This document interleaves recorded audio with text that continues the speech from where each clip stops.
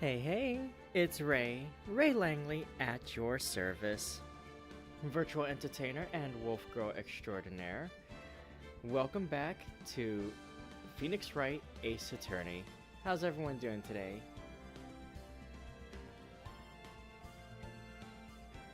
Welcome in Candace, welcome in Army, good to see you. Alright, today we are going to be doing Case 4 of the third game, which is Turnabout Beginnings. This one is an interesting one, and I'm very excited to show you guys this one in particular. Let me just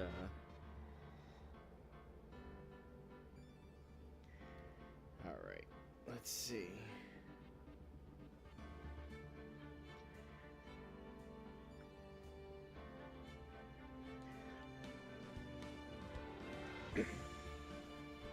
I have changed my icon. I now have 2 eyes. Yeah, I was looking at that for a bit. I was like, did you change your profile pic? Alright. Here we go.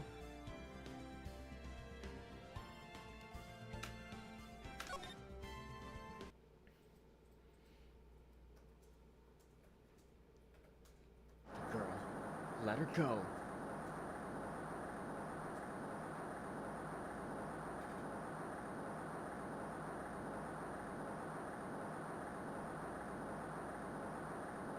Shut up! Come closer and I kill her! Sorry, but you're not going to get the chance.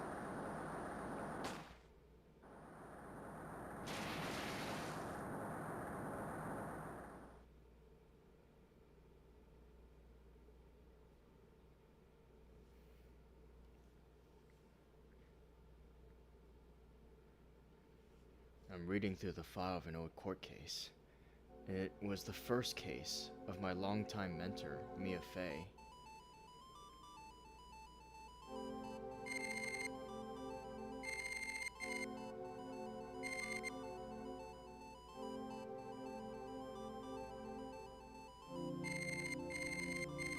After escaping, Falls met with and then murdered Sergeant Valerie Hawthorne, recaptured on Eagle Mountain about 8 hours after his escape.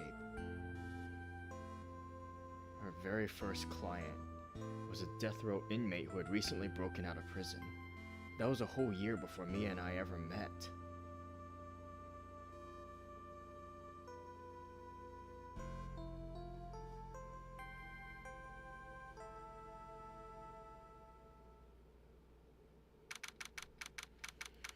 February 16th. 9:24 a.m. District Court, Defendant Lobby, number 4.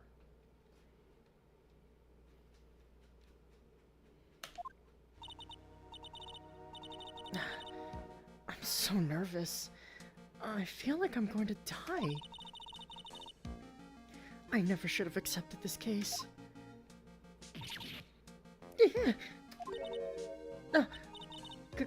Good morning. Don't be so jumpy, Mia. I didn't do nothing, I swear. I didn't kill nobody. Terry Falls, my first client. Sentenced to death 5 years ago, and now a prison escapee. Just relax, Mia. Make small talk and try to relax him. So why did you escape anyway? I'm sorry. I didn't do nothing. I didn't kill nobody. I never lie. I didn't escape from nowhere. But Mr. Falls, the police just recaptured you 2 days ago. Sorry. I told a little lie. Oh boy. But anyway, I didn't do it. I never killed nobody. Sorry for asking, but you're on death row, right? I'm really sorry. They sentenced me to die 5 years ago, but I was tricked, I tell you. That woman, she lied in her testimony. That's why I got the death penalty. I swear, I didn't kill her. I could never do that. 2 days ago, he escaped from the police wagon when it crashed. Then about 8 hours later, a policewoman was murdered before the police could recapture him. The police believe that Terry Falls did it. After you escaped, did you meet a policewoman? Yeah, I did. She's the reason I escaped. So that much is true. He did meet with the victim. But I didn't kill her. She was alive when I left. She was alive. It's true. I can trust him, right? I mean, I should. You're not gonna figure out the truth by just staring at the guy. You're... Why are you here? I came to see how our little kitten was doing all alone in the big, scary lion's den. I thought maybe you'd like someone to play with. Where is Mr. Grossberg? That old man is probably still in bed. I bet he's clutching an empty bottle and mumbling in his sleep. Aren't I good enough? After all, it's me, Diego Armando. I didn't say... So, Diego Armando, the finest attorney at Grossberg Law Offices, is here for me. No. You've got it all wrong. Today, you're the finest. After all, it took an amazing amount of guts to take this case. Imagine, an escaped death row convict for a first client. Yeah, thanks. I sure wish I could get out of it, though. Relax. I just heard some good news. The prosecutor for today is fresh out of his diapers as well. Really? However, unlike a certain somebody who I won't mention, he's earned the reputation as a genius since beginning his law career. Genius? Well, it's about time to head in, kitten. Sharpen those claws of yours. It's go time. A solitary confinement cell for the condemned must be the world's loneliest place. And that's what my client ran away from. Every other lawyer gave up on him, but not me. When I saw those overflowing eyes and heard that simple childlike voice, I just had the feeling that he was telling the truth.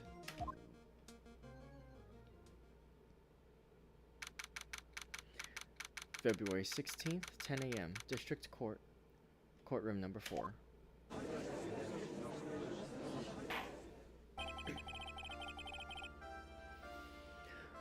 Court is now in session for the trial of Terry Falls. The defense is ready, Your Honor. The prosecution has been ready for a while, Your Honor. I understand the lawyers for both sides are newcomers, eh? Yes, Your Honor. Miles Edgeworth, Your Honor. So you're the new prosecutor everyone's talking about, eh? They say you joined the prosecutor's office at quite an early age. At 20, Your Honor. I guess our little kitten hasn't earned herself much of a reputation yet, huh? Come on, Mia. You can't lose. Not to someone younger than you.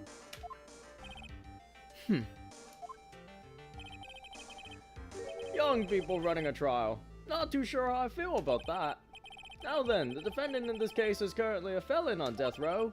2 days ago, he escaped from a police wagon. Is that correct? Precisely. but the defendant is not on trial for escaping prison. On the day that the defendant escaped, a policewoman was murdered. So we're here to determine if Mr. Falls was responsible for her death?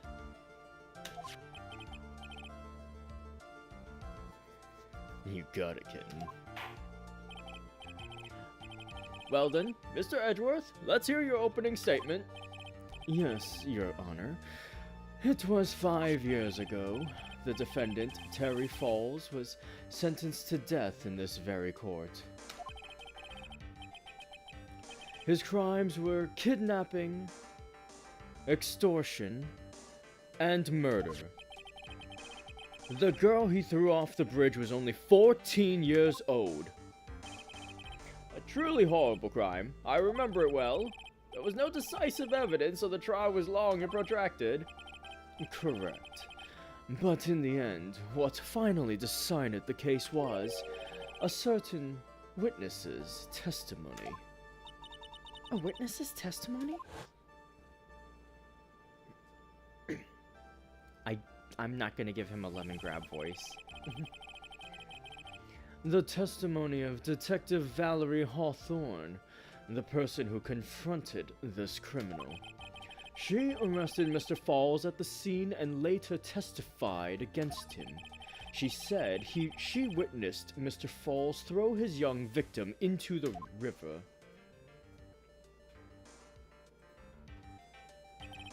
For those who are not aware, Eagle River is well known for its powerful current. Most bodies that fall in are never recovered. So Miss Hawthorne's testimony was the one that put him away? That policewoman you just mentioned, that wouldn't be... Exactly, the victim. The same woman that was killed 2 days ago. Police Sergeant Valerie Hawthorne. Aha! I see. The man who was sentenced to death based on her testimony escaped 2 days ago, with only one thing on his mind: to take revenge against the woman who convicted him. Aha! The truth is becoming clear to me now. Huh? Yes. It's quite obvious that the defendant's guilty. Wait a minute, that's not right. At least hear the case before you decide on the outcome, Your Honor. Watch yourself, Miss Fay. I'm not sure I care for your word choice or your tone of voice. Young people these days simply don't know how to respect their elders. Why, you're even younger than me, you hypocrite!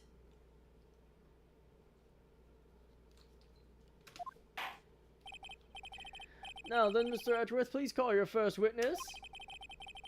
I call the detective who is in charge of the initial investigation of this case.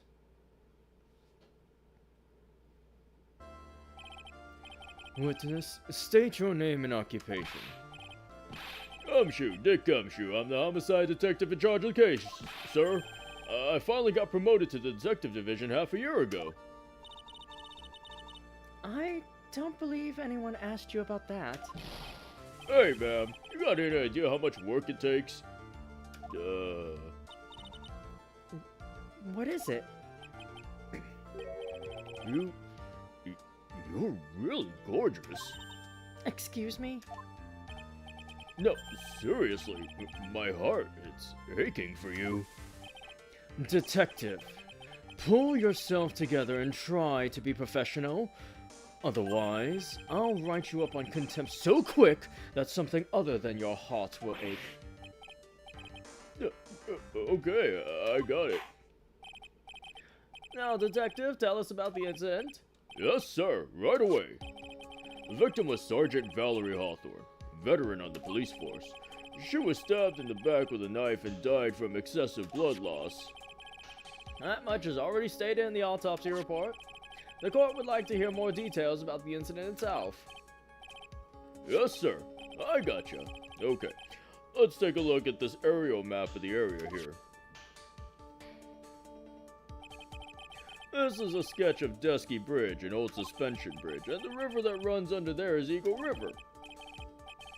The victim and the defendant met there on top of the bridge. After stabbing her in the back, the killer carried the victim back to his car. He was recaptured at a police checkpoint as he was trying to make his getaway, sir.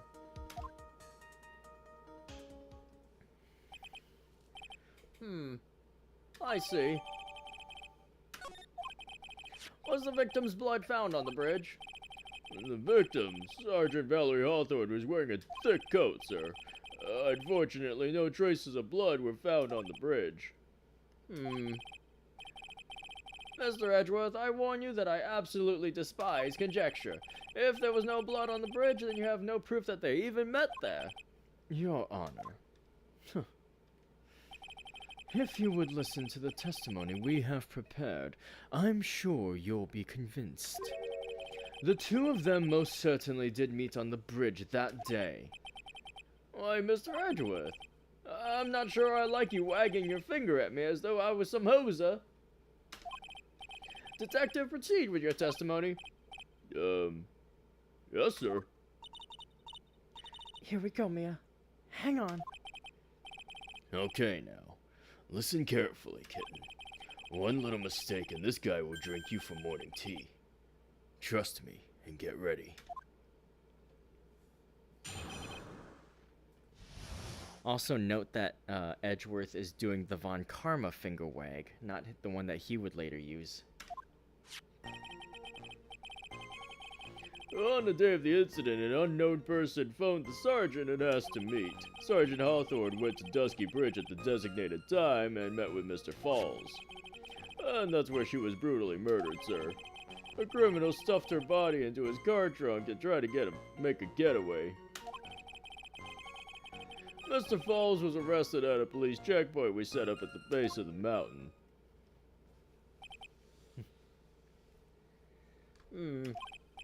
Well, you certainly have established the importance of the bridge. Naturally. Now, would the defense please hurry up and proceed with the cross-examination? Yes, Your Honor. Cross-examination. Coming right up. Hey. Settle down there, kitten. If you keep trembling like that, you're gonna make me spill my coffee. I'm not trembling. It's just cold in here. The courtroom can be a cold battlefield, all right. Especially for a beginner. I don't need you to worry about me. I mean the defendant, the witness, everyone's a beginner in here. You got me there. But maybe you should keep your claws out and show them what you've got, kitten.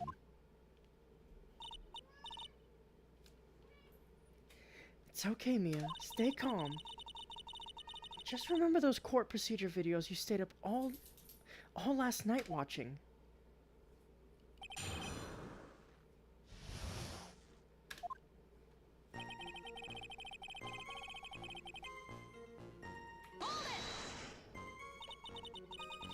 This unknown person, you have no idea who it might be, right? Sorry, but I'm afraid I do. What? The one who called Sergeant Hawthorne was the defendant, Terry Falls. Oh, what? The defendant? The defendant called her? Sergeant Hawthorne was a very thorough person, sir. She left a note about her phone call with Mr. Falls. A note? Yeah, a top secret memo that she left at her desk.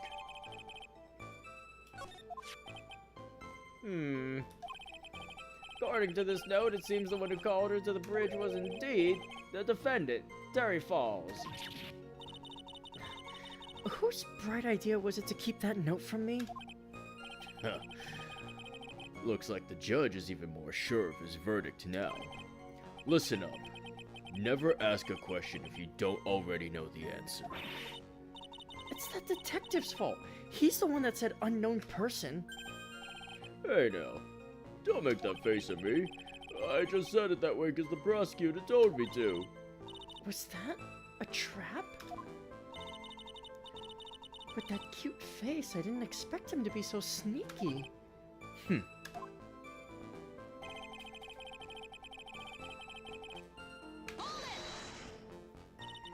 A bridge up in the mountains, but Why meet there? Because it's a very important place to the defendant, that's why. What do you mean by that? If you remember, 5 years ago, the defendant kidnapped a young girl. He was chased onto a bridge, and it was there that he killed his hostage. And the place where all of this occurred is, of course, Dusky Bridge.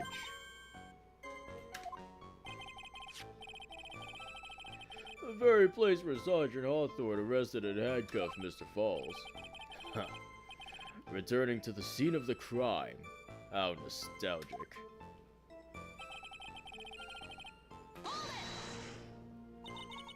Edgeworth is the prep child that desperately deserved what was not allowed in emo phase. Was the body of the victim discovered right away? Yeah, we were really on the ball. We found the criminal within 1 hour of the murder. It was great. We even got to say, "Don't move, we've got you surrounded." Wait a second. Isn't there something weird about that? The location was a suspension bridge up in the mountains. So, how did they find out about the crime so quickly? Sergeant Hawthorne must have mentioned the phone call to someone else, right?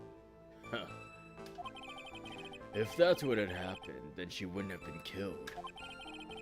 She never mentioned the phone call from Mr. Falls, but she left a note on her desk about it. If only I'd noticed it earlier. Maybe she'd still be alive. I wonder why she didn't mention the phone call to anyone.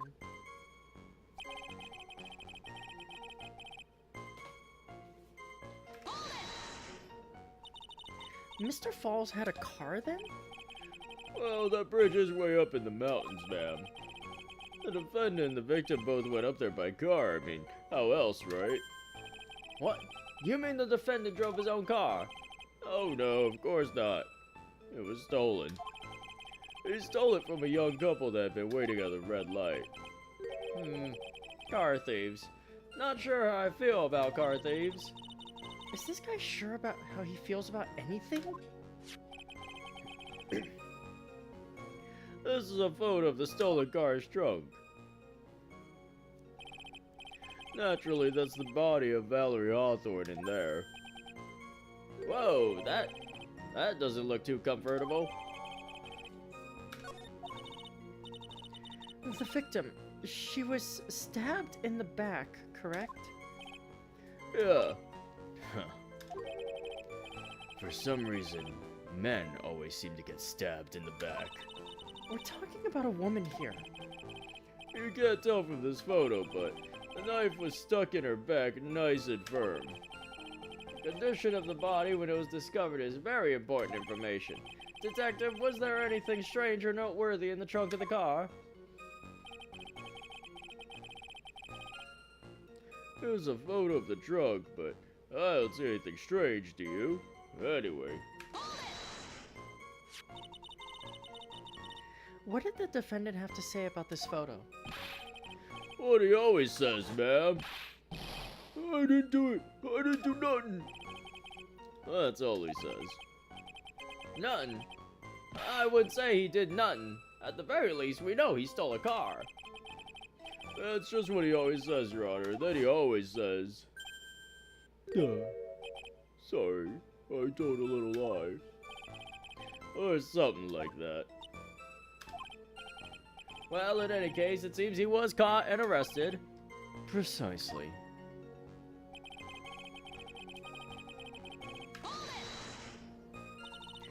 That certainly is some impressive police work.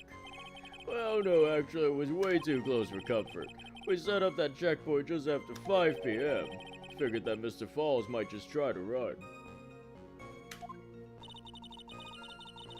What do you mean it was too close for comfort? The two of them arranged to meet at 4:30 p.m. And it takes approximately 30 minutes to go from the bridge to the checkpoint. That was kind of close. Any later, Mr. Falls could have slipped right by.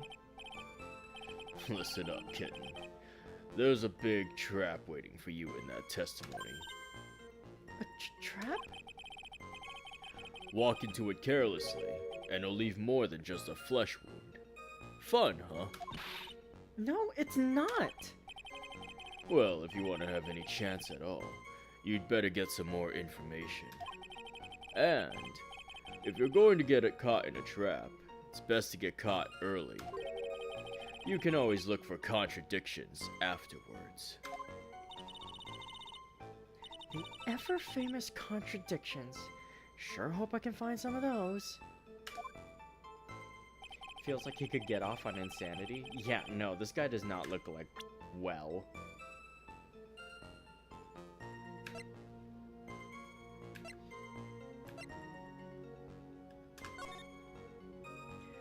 Falls 4:30 p.m. at that bridge. Wear white scarf for identification. Talk to Dahlia.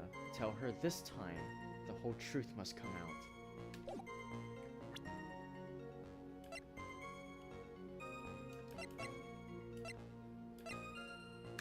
Let's take a look at the profiles real quick.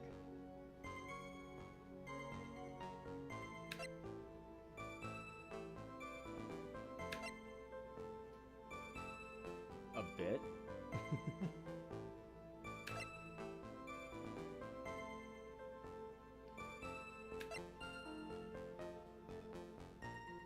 Diego feels like the type of weirdo who would ask you on a date when meeting you for the first time. Creepy. Why is he acting like a host from a host club? Is he a Discord mod or a host? I have to say it because otherwise I'm just gonna lose it. Stand back and watch how... No, actually I can't do it. I'm dying just thinking about it.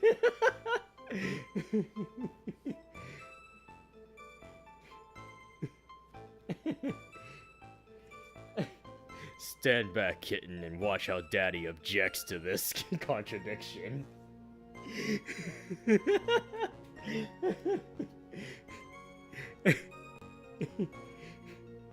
I'll do it, but otherwise you have to call me Daddy or else I'll object to the wrong point and get us a penalty. Kitten? Kitten? Agree.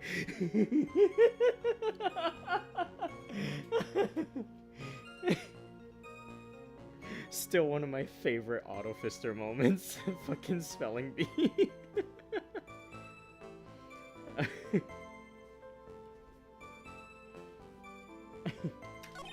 Chikodo.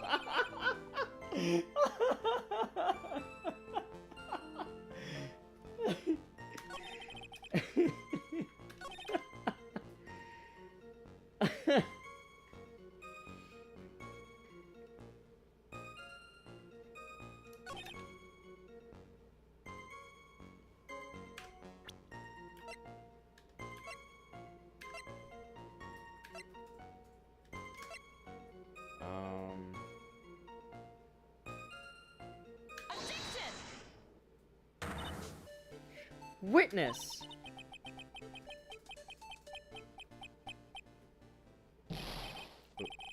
What is it? Do you have something to say, Miss Faye? I'm sorry. I totally forgot what I was gonna say. This is the first time I've ever actually had to address someone like that. You should have practiced before coming to court. Honestly, Miss Faye, I'm not sure I like this. Say there, little kitten. Want a piece of my coffee candy? Candy? Well, you're still too young to be drinking real coffee. Come on, Mia, shake it off. You're a lawyer. Detective! Yes, ma'am. This photo, you said that there was nothing peculiar about it. Is that correct? Yeah, that's what I said. Well then, I suggest you take another look at the note written by the victim. The note? It very clearly says, wear white scarf for identification. The caller must have forgotten what the victim looked like, thus this special request. Ah, I have one very simple question for you, Detective. Where's the white scarf? I can't seem to find it in this photo. Well, to be honest, we didn't find it in the trunk, ma'am. And you stopped there? You should have looked for it.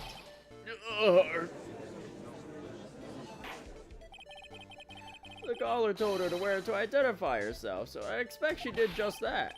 Well, Mr. Edgeworth, what do you have to say about this? I see the defense is a little lacking. The scarf you are searching so desperately for, is it this one, perchance?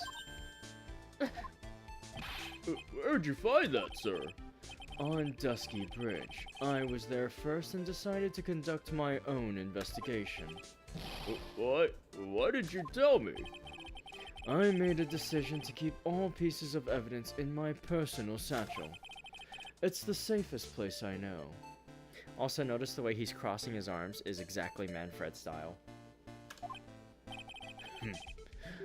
That hotshot sure has a flair for the dramatic. It's not exactly white, as the caller requested, but as you can see, it's close enough for what it was intended for. Looks like it spent some time in the mud. Not surprising, it was drizzling on the mountain that day. Prosecutor Edgeworth, he was intentionally hiding that scarf the whole time. I don't buy it, TBH. Yeah, demon prosecutor Miles Edgeworth, raised by Manfred von Karma, who would do anything to get his verdict. Not necessarily buying that that's the legit thing.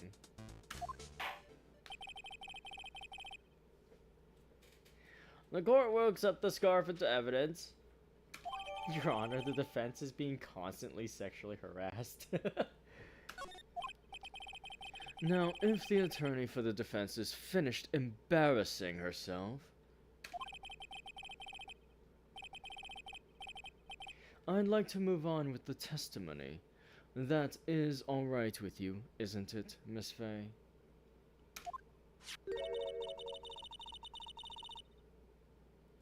Boy, would I like to wrap this scarf around his smarmy little neck. Very good. Now, if we're done with this mud-covered scarf business, the prosecution moves to establish conclusively and with hard evidence that Miss Hawthorne and Mr. Falls did indeed meet on that bridge that day. Further, we will show exactly what occurred there. That sounds quite promising. Can't wait to hear all about it. Everything is moving at his whim. Don't forget, kitten. There's a reason why everyone considers this kid a genius. A genius, huh?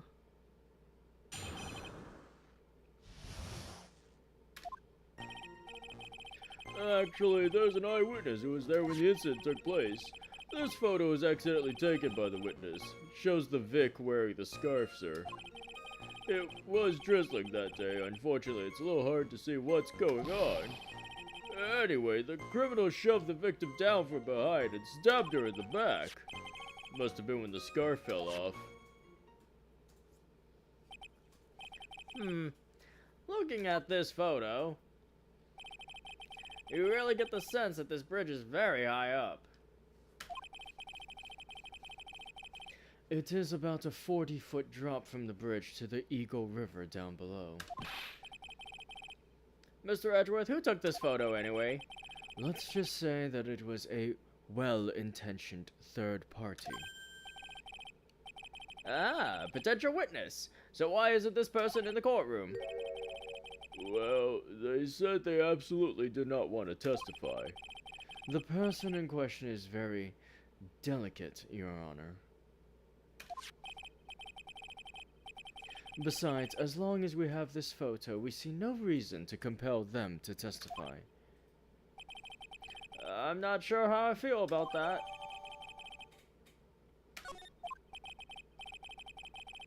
So, as you can see, Terry Falls had both the motive and the opportunity.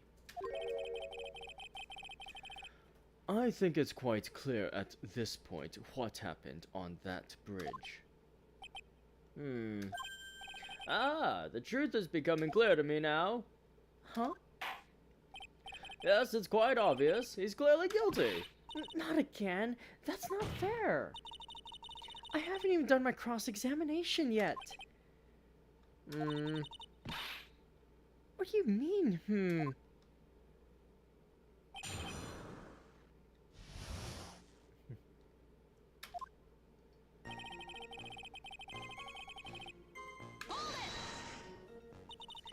Who is this eyewitness? She's a college student. A female college student? That's right. Meaning she's female and a college student, ma'am. She doesn't do well in front of other people, so I came to testify for her. Maybe so, but as the attorney for the defense, I have the right to cross-examine her. For the time being, we're not relying on the witness's statements. That is all. What is that supposed to mean? The prosecution has other, more decisive evidence. Our case doesn't rest on the vague testimony of a female college student. A female college student, eh? It means she's female and a college student, sir. If you absolutely must hear her testimony, you'll have to give us a good reason why. Please tell us about the more decisive evidence in question.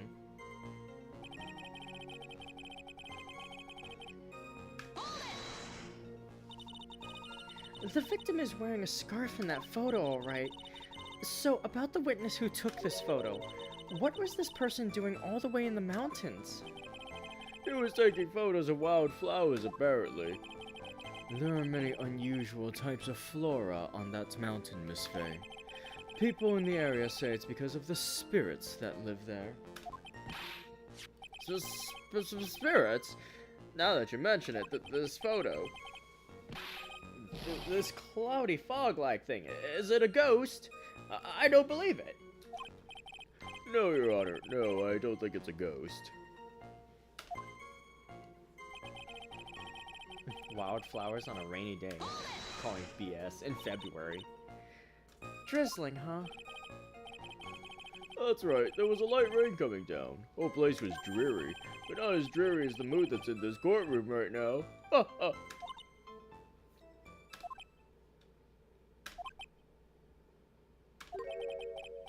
Looks like a cold front just moved in. In any case, the point is that the area was quite damp. There was even some fog. I even slipped and fell while I was on the bridge. It was really something.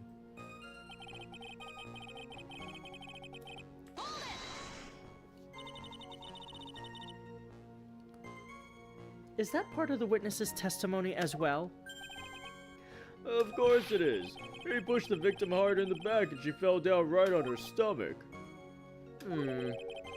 I remember that happening once myself.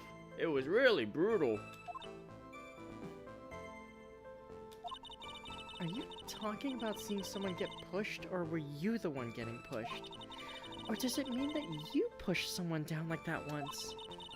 With his mind-boggling tales and the way he said brutal, I wonder if he's Canadian. Huh. Save your nasty look for the right person. Huh? Take a look. Poor baby. The court record seems to have wet itself. Hey, watch where you spill your coffee! Court record, huh? What is his fucking problem? So in other words, there was a struggle between the criminal and the victim, huh? That's what the witness said. Well, looks like she didn't remember about the scarf, but from what she said, it sounded like a pretty violent fight, ma'am. The area was wet from rain. The bridge was probably wet too, which would explain why the scarf was all covered in mud, but there's something about this testimony that's still bothering me. Huh. Talk about a surprise. I had no idea there was a photo. So what do I do? You really still believe him? Mr. Crybaby, I mean. Of course I do. So the little kitten believes in fairy tales, huh? In that case, the answer is obvious. If what you believe is the truth, then that means that somewhere, hidden in that testimony, is a contradiction. One huge contradiction, waiting to be discovered. That's your chance.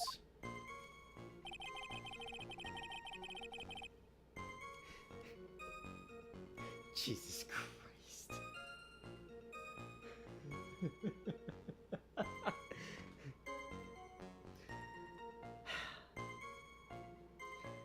You know, I usually voice the lines that are put in there by chat, but I don't know if I could do that one.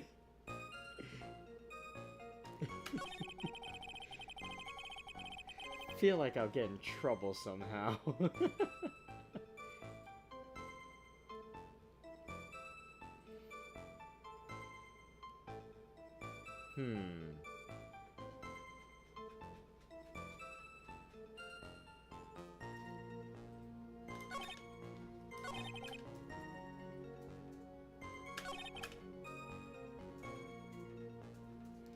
That must have been when the scarf fell off.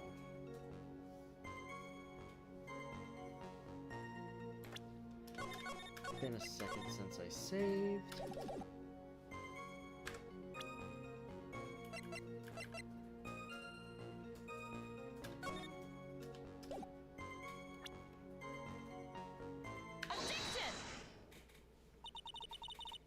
So at the time of the crime, there was a light drizzle coming down, correct? Yeah, and fog too. Just a generally soggy atmosphere. Well, I have evidence that doesn't go with the soggy atmosphere. But this is a photo of the victim's body that was found in the car trunk. Considering the conditions at the scene of the crime, something isn't right. Well, by all means, please enlighten us as to what isn't right.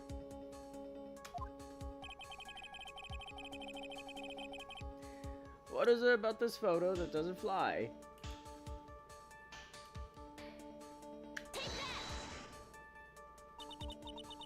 Naturally, the answer is right here.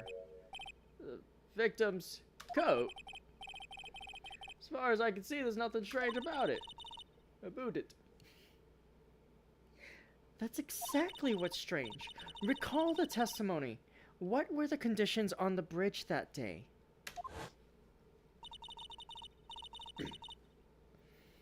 It was drizzling and foggy. Dusky Bridge was all wet.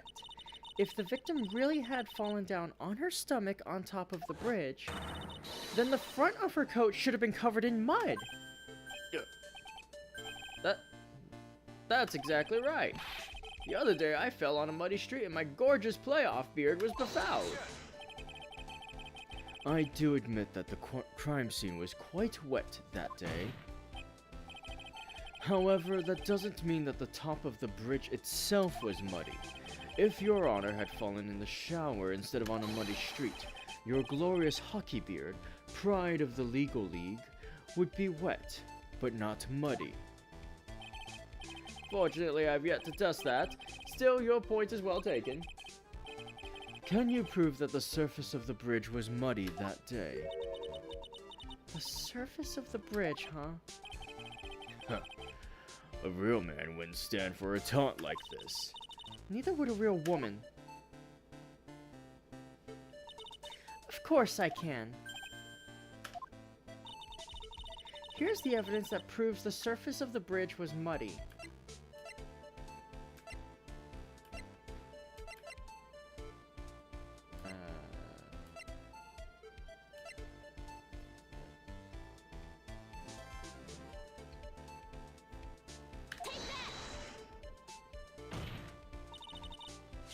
The Legal League. This young Edward strikes me as the type to play League of Legends and be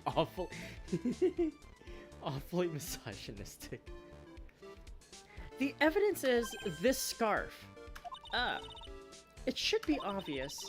If the scarf fell onto the bridge and got this muddy, it means that the bridge was obviously covered in mud. No. I can't be outwitted by this novice bimbo! Hey, same to you, buddy.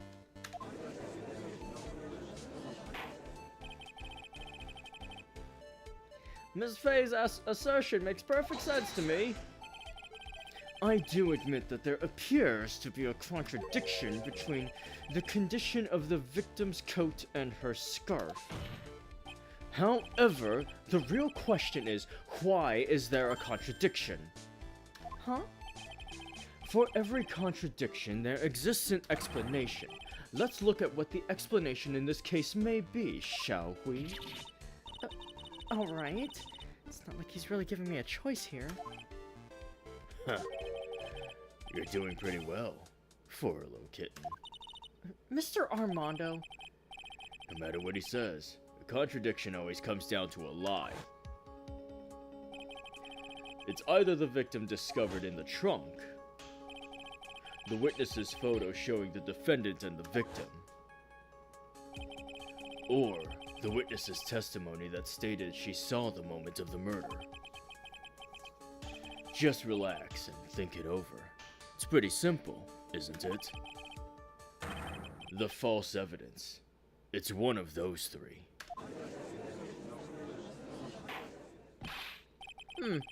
What you said just now, I'm not sure I like that. That wasn't me, Your Honor. It was the coffee aficionado over here that said it. The court is not in the habit of accepting false evidence, you know. Blame it on him, Your Honor. He's the one trying to slip false evidence into court. But we won't let him. We'll expose his evidence as the flimsy scam it really is. Yes, the false evidence in this case is the...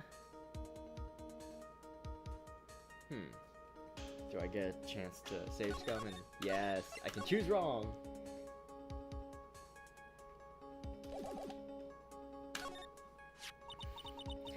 About the photo that the prosecution claims was taken by a witness. It certainly seems to show a man in a prison uniform and a woman in a coat. However, we can't tell any more than that from the photo. Are you saying the people in the photo may not be the victim and the defendant? Well, that's certainly a possibility. So perhaps it was another prisoner and policewoman? I admit, people have their quirks. Perhaps they were part of a role-playing group. Well, I suppose that's also possible. I guess. You messed up again, kitten.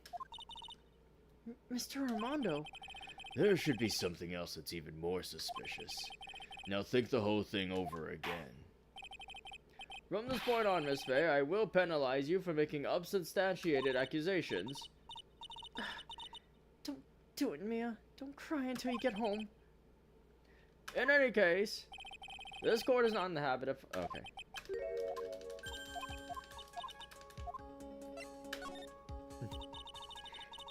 If the victim really did try to repel her killer, and if she did fall down on the bridge, then you would expect her coat to be dirty. Therefore, the body that was found in the trunk of the car, it was not the body of Valerie Hawthorne. What do you have to say to that, Mr. Edgeworth? Objection. Not only a whisper, but he mixed in a sigh, too. Valerie Hawthorne was more than a simple meter maid. She was a sergeant. There's absolutely no chance that a mistake about her identity could be made. Guess he's right. Alright. Well, at least I'm not actually penalized, so let's just continue.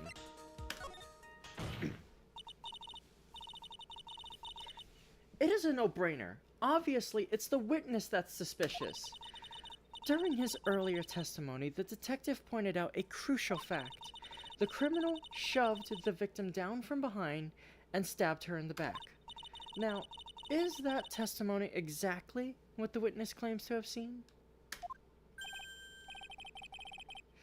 Yeah, that's what the witness told us. It's a no-brainer after exhausting all the other options is way funnier. That testimony is filled with holes. After all, the victim's coat isn't dirty at all. That's true. It's not just true, it's the truth. If there was a truly decisive witness in this case, I'm certain that boy Wonder over there would have called them in the first place. Your Honor, the defense requests to cross-examine the eyewitness.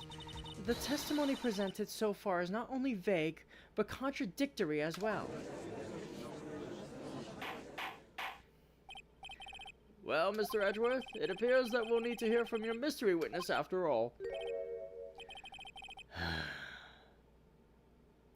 You should brace yourself for the brutal truth.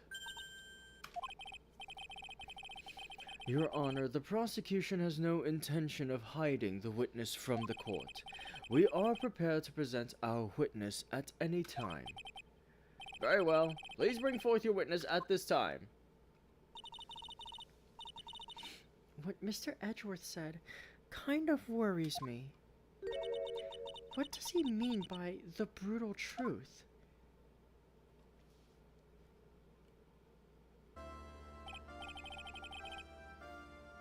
Now let's proceed with the testimony. Mr. Edgeworth, please go right ahead. Thank you, Your Honor. The prosecution summons the woman who saw the events of that day with her very own eyes. This is it, Mia. The battle begins here.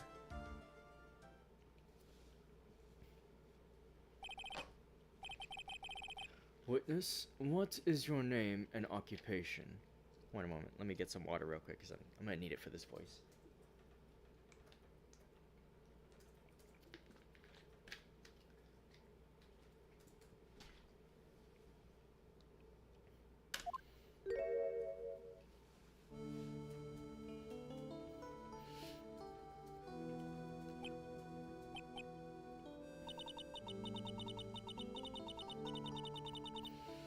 Everyone is so silent, but I can hear their hearts going pitter-patter. Oh. When I look at you, how can I put it? You look as scrumptious as a double-double in a dozen donut holes. I feel like I want to hurry up and hand down a verdict just to have a bite. What the fuck? What the fuck?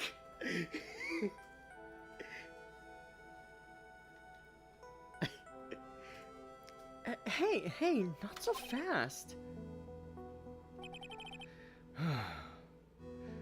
As I said before, this witness is very sensitive and delicate.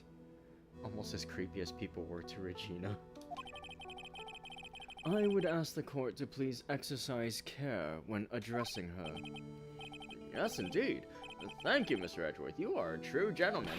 Miss Faye, you could learn a lot from this man. If he's such a gentleman, he sure doesn't act like one to me. Sir? Eh? Yes, my dear?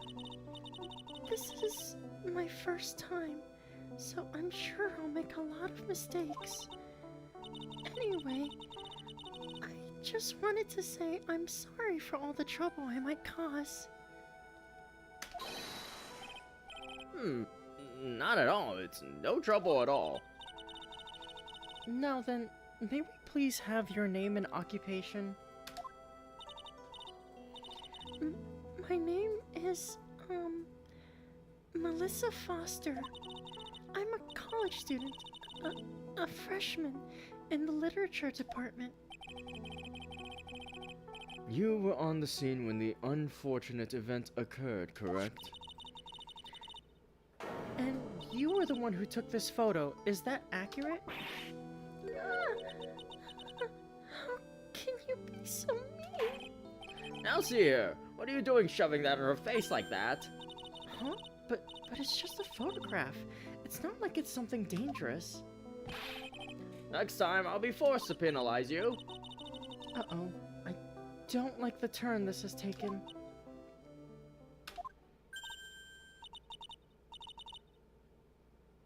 Is she staring at me? And you would be? Huh? I'm the defense attorney. My name is Mia Fey.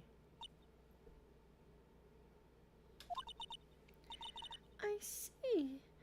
So you are...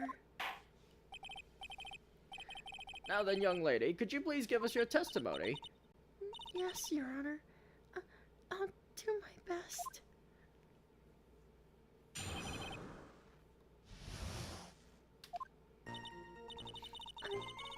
I was using my camera to take some pictures of wildflowers. Then I noticed there were two people standing up on the suspension bridge. Suddenly they just started fighting. That's when I hurried and took the photo that shows the crucial moment. And right after that, I called the police.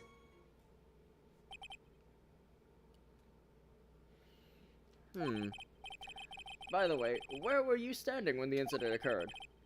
I believe the map would be of help here.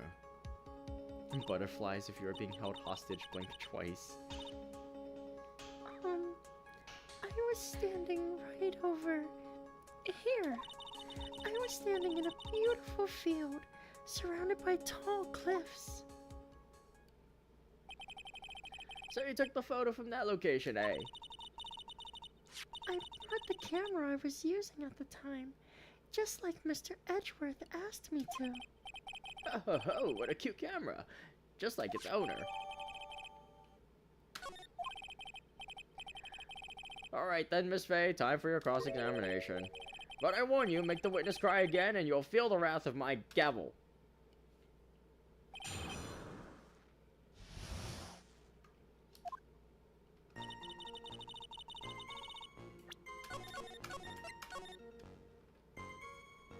My girl Lotta would have taken more pics in better quality.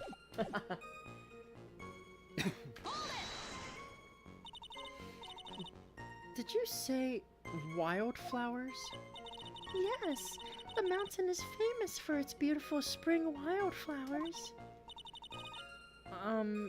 But it's only February. Well, I couldn't wait for spring to come. Oh, I know just how you feel. It's just like when I first started growing this glorious beard of mine.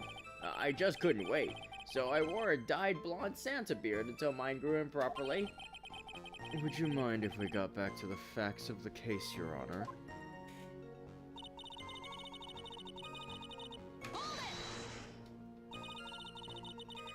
Was there anything strange about the two of them? I'm a bad girl. I know I am. It looked like they were having a really serious conversation up there. So I decided to watch them, like some kind of peeping Tom. No, not at all. Everyone's like that. I love watching other people fight, too. In fact, I can't get enough of it. Actually, that's why I took this job in the first place. Too much info, Your Honor. In any case, it's perfectly natural for you to have kept watching them, especially dressed as they were. Well, anyway, I was watching them very closely.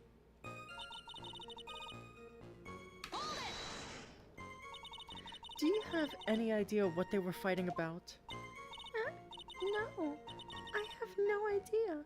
Why do you ask that? Oh, I just thought that maybe you overheard what they said.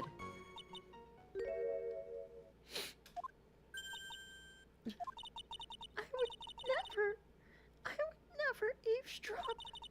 I've got more class than that. That's right, Miss Fey. Don't drag the witness down to your level.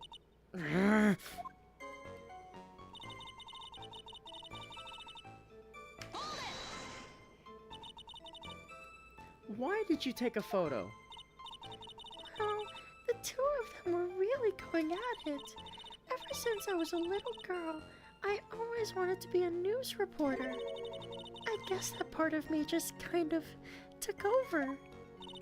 Smells like a lie to me. Yes, I understand completely. Even now, I can't completely abandon my boyhood dreams. I still use my grandson to test my comedy routines on. So, you wanted to be a comedian, huh? Not that it has any bearing on this.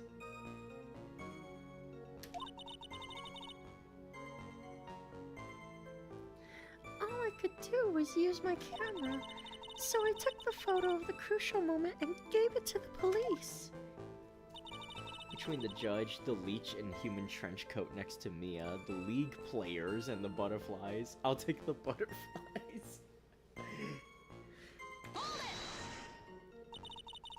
You called the police. Yes, because it looked to me like the murderer was gonna try to escape. We were already moving before the call even came in. Thanks to the victim's note, we had already started our operation. Flashback judge has hobbies and an accent. Normal judge doesn't have a name. Yes, he does. His name is Frank? What, in the Columbo? That was certainly tough luck for the criminal, eh?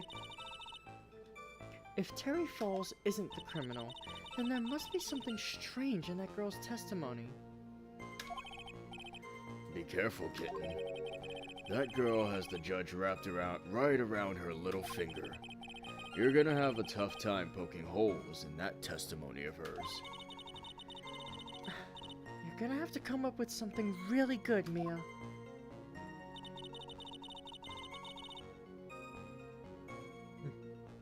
The judge's less cool brother.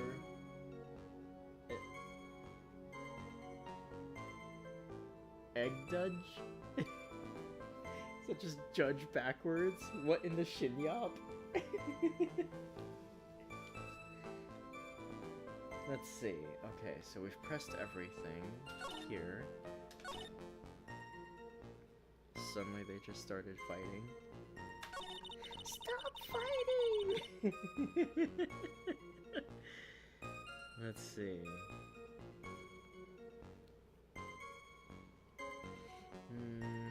That doesn't seem like the actual crucial moment though, does it? Seems like it's kind of right before, or almost like it was staged.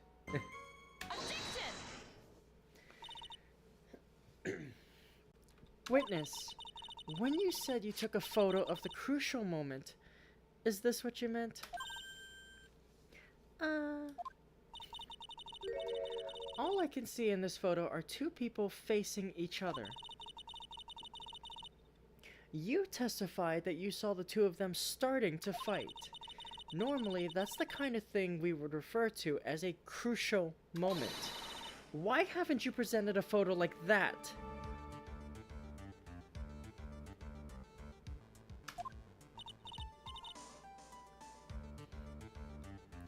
Well, you see...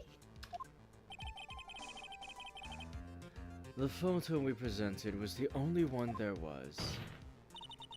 But if you really wanted to capture the crucial moment, then what happened next? You must have taken a photo of it. Don't.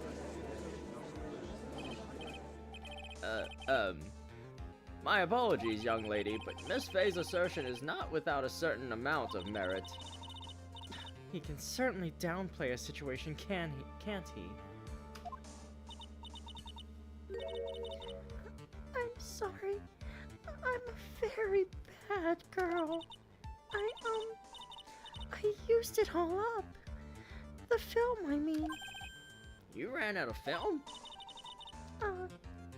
This photo is the last one. What?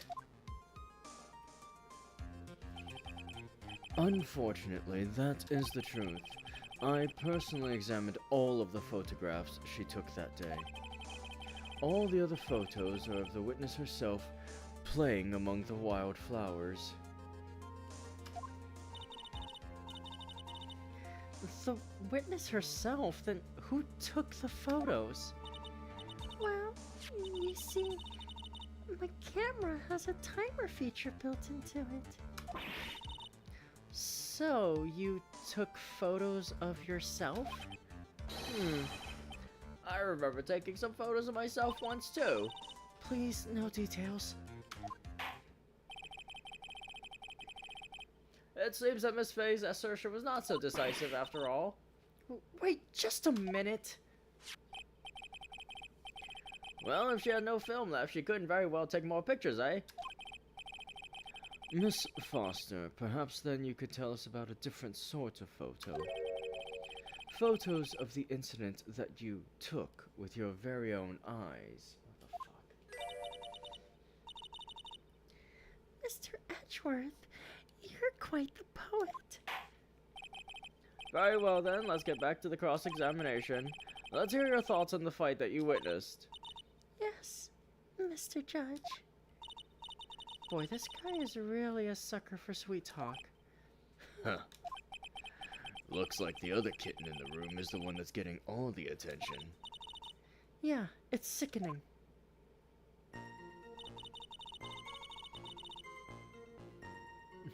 Go ahead. Lie. Go for it. Let's see. Did you say wildflowers? Yes, the mountain is famous for its beautiful spring wildflowers. It's only February. Okay, yeah, so okay. So there's that part again.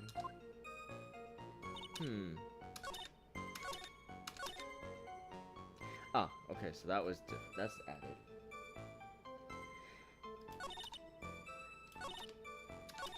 The victim turned around and tried to run away, but she only got about 10 yards before she was stabbed in the back.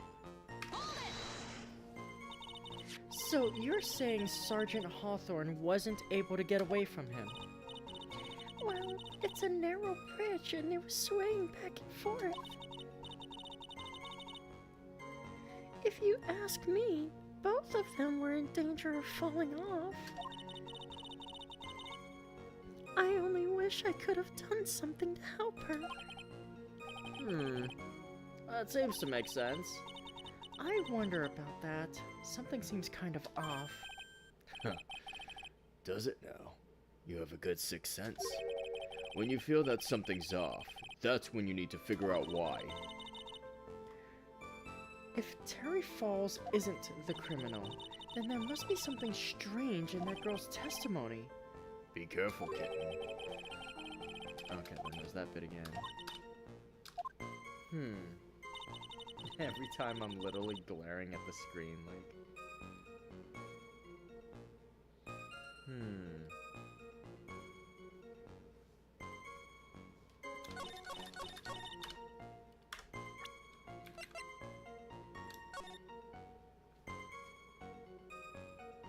Wait a second.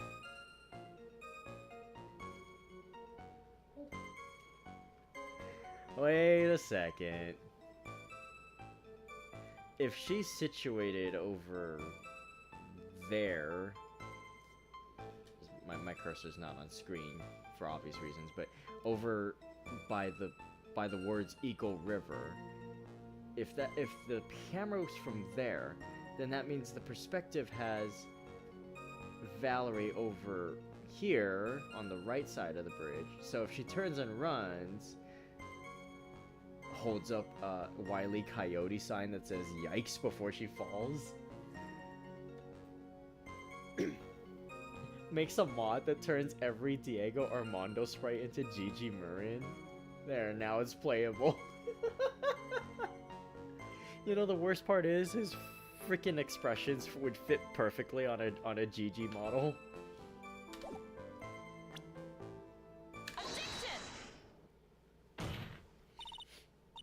Witness, your testimony is a joke. Huh? What? But I just... Miss Faye, I thought I warned you not to make the witness cry. One short testimony and two bad contradictions. There's no possible excuse. You say there were 2 contradictions? It's simple. Just take a look at the diagram of the area. According to her testimony, the 2 of them were in the middle of the bridge. But if they were, and the victim had turned around and tried to run, Well then, She would have hit a dead end. you said 10 yards, but she couldn't have even ran 5.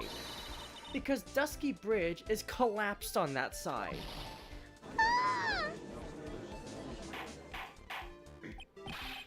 What does all this mean? It's very simple, Your Honor. This charming little witness told a charming little lie. That's all there is to it. This beautiful young lady has been lying to the court? Just a moment, Your Honor. Mr. Edgeworth? Your Honor, allow me to personally apologize for the confusion. What do you mean? There's one major mistake in this diagram. Don't you dare say it's the other way around. What did you say? What are you referring to? It's all because this diagram was made after the incident occurred. It's a very old bridge. We couldn't find any official blueprints of it. So you're saying? I'm saying that even though the bridge is currently in disrepair, there's no evidence that can prove that the bridge was broken during the incident. That's ridiculous! You can't actually tell the condition of the bridge from this photo. I apologize to the court for not being more clear when I presented the evidence.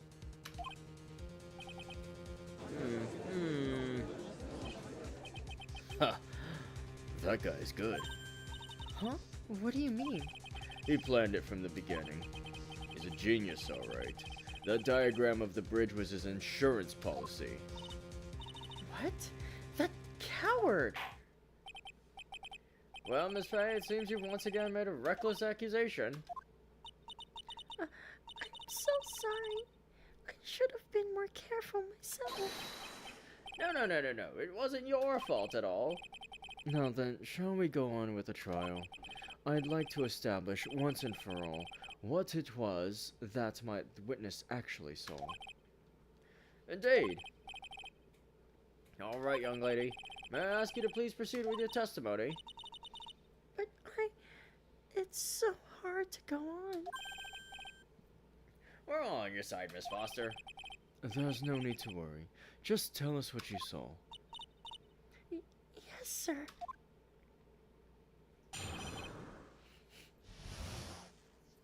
Charming prosecutor rescues and submits to the Flower Queen Volume 24 in her pocket.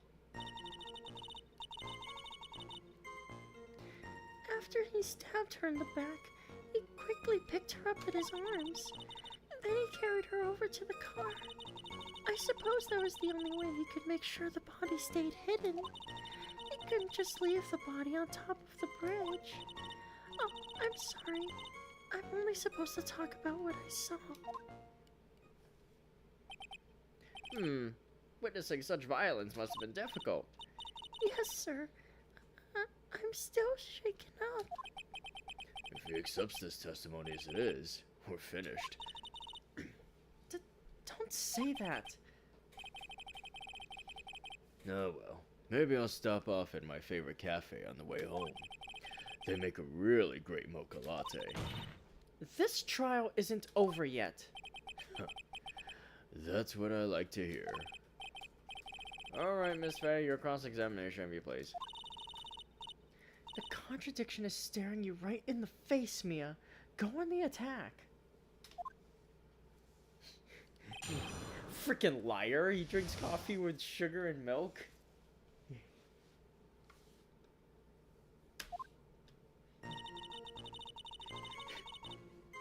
Speaking of finishing, kitten. Terrible. You should be ashamed for writing that. Are you saying that the victim didn't fall down on the bridge? Actually, maybe she did. Of course she didn't fall down on the bridge. If she had fallen down, this photo wouldn't make any sense.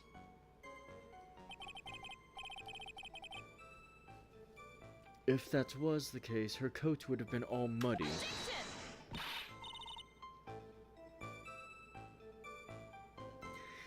you don't mind, I was asking the witness. No need to be so rude. Well, young lady? Of course she didn't fall down. The man in the prison uniform grabbed her before she could. Ha! We're one step too slow. And then, what did the defendant do after that?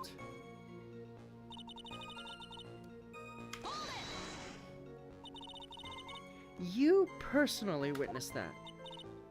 Yes. Did anything strange happen when he did that? Well, I don't know if you'd call it strange or not, but that's when the victim's scarf fell off. You mean the scarf? Her words match what we found at the scene.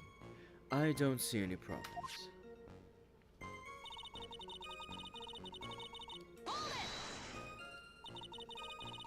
You mean the defendant carried the body all by himself?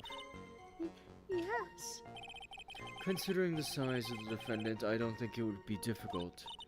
Yes, but let's remember they were on a narrow bridge that was ready to collapse. Is it even possible for him to have carried a dead body on a bridge like that? Well, the fact of the matter is that he did. That kind of talk is just silly. Wow, why did it get so emotional all of a sudden? Miss Faye, if you think there's some other possibility, please share it with the rest of us.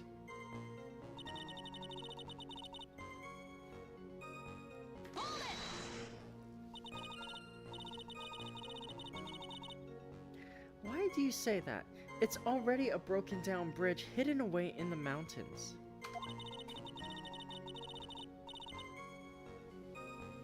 Doing anything more to hide the corpse would be going overboard, wouldn't it? Yes, but that mountain is famous among hikers. A surprising amount of people go up there.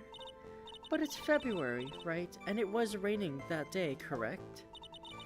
There's also a small temple and a channeling dojo there. You know those monks. They just love cold, isolated places.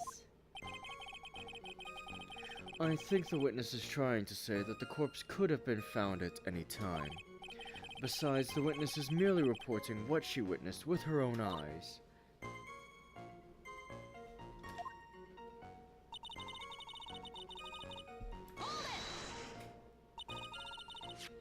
And you're absolutely certain that it was my client who was carrying the body? Well, he was wearing a prisoner's uniform, but as for the face... So you're saying you didn't get a clear look at his face? Well, they were far away and it was raining as well. I thought I was only supposed to say exactly what I saw. Excellent. You're a remarkably honest young woman. Something about this testimony is bothering me, but what? Hey, kitten. Have you ever put salt in your coffee? No, why would I? Why not? Huh? It may actually go better with coffee than sugar, right? Listen, my point is if you're not sure, you might as well add a ton of salt to it. It might bring out the rust in something. Like a piece of evidence. He's right, Mia. Go present something. You've got nothing to lose. By the way, I wouldn't put salt in my coffee. The two don't go well after all.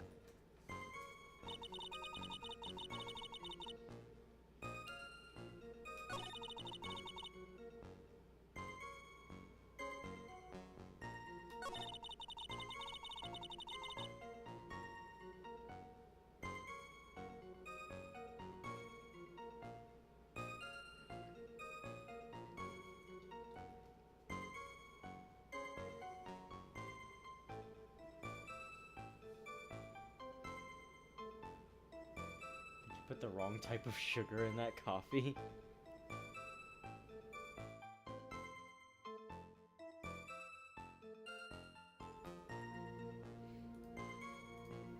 Maybe he put cocaine in the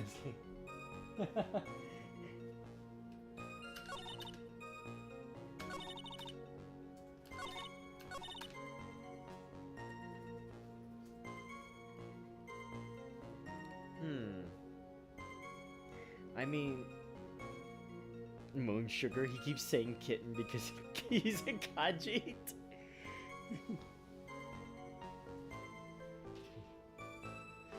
Diego has wares if you have coin.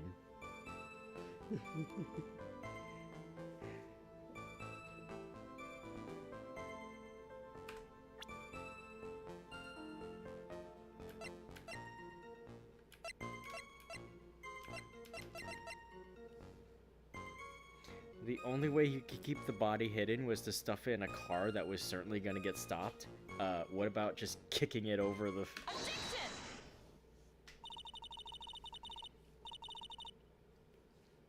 A killer not wanting his victim to be found, I can understand that.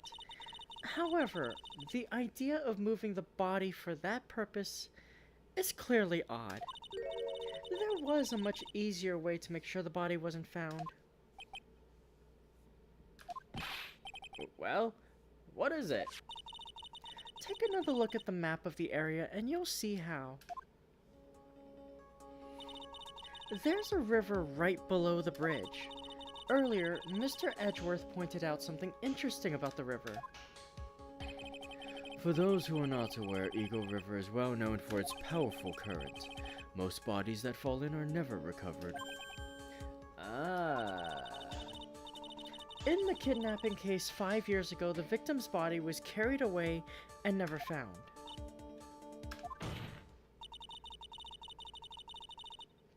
If 10 murders were to occur at that same spot above the Eagle River, you can bet your boots that every other killer would have tossed the body in the water.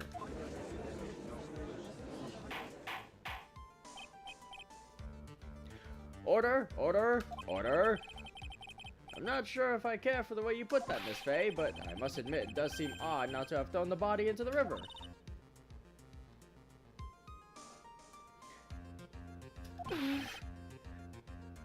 Well, Mr. Edgeworth? How sad. Perhaps Miss Faye would do well to try taking a dip in the river herself. After all, you claim to be such an expert in the ways of nature. What are you talking about? My point is that no matter how odd you may find the killer's method of body disposal, the fact is that this is what the killer did. None of your arguments have anything to do with what the witness saw. Quite true. Miss Faye, it seems that your assertion is without merit after all. But what the witness claims to have seen is totally ridiculous. Surely you can't deny that the body was found in the trunk of the car. That's certainly consistent with what the witness has told us. Please, witness, go on with your testimony. I'll try. All you have to do is tell us only what you saw. Otherwise, the mean lady might yell at you again. Who is he talking about? All right. I'll do my best.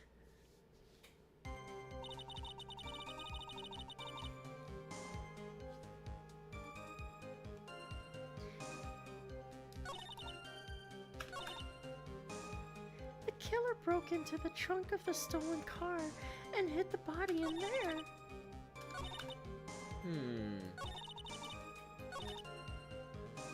Now, how do you know the car was stolen?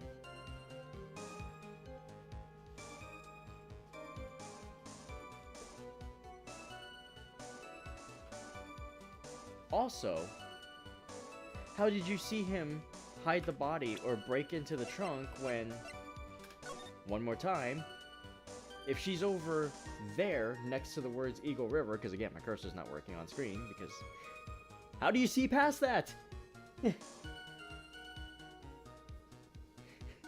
Mia disagrees with Edgeworth. KYS.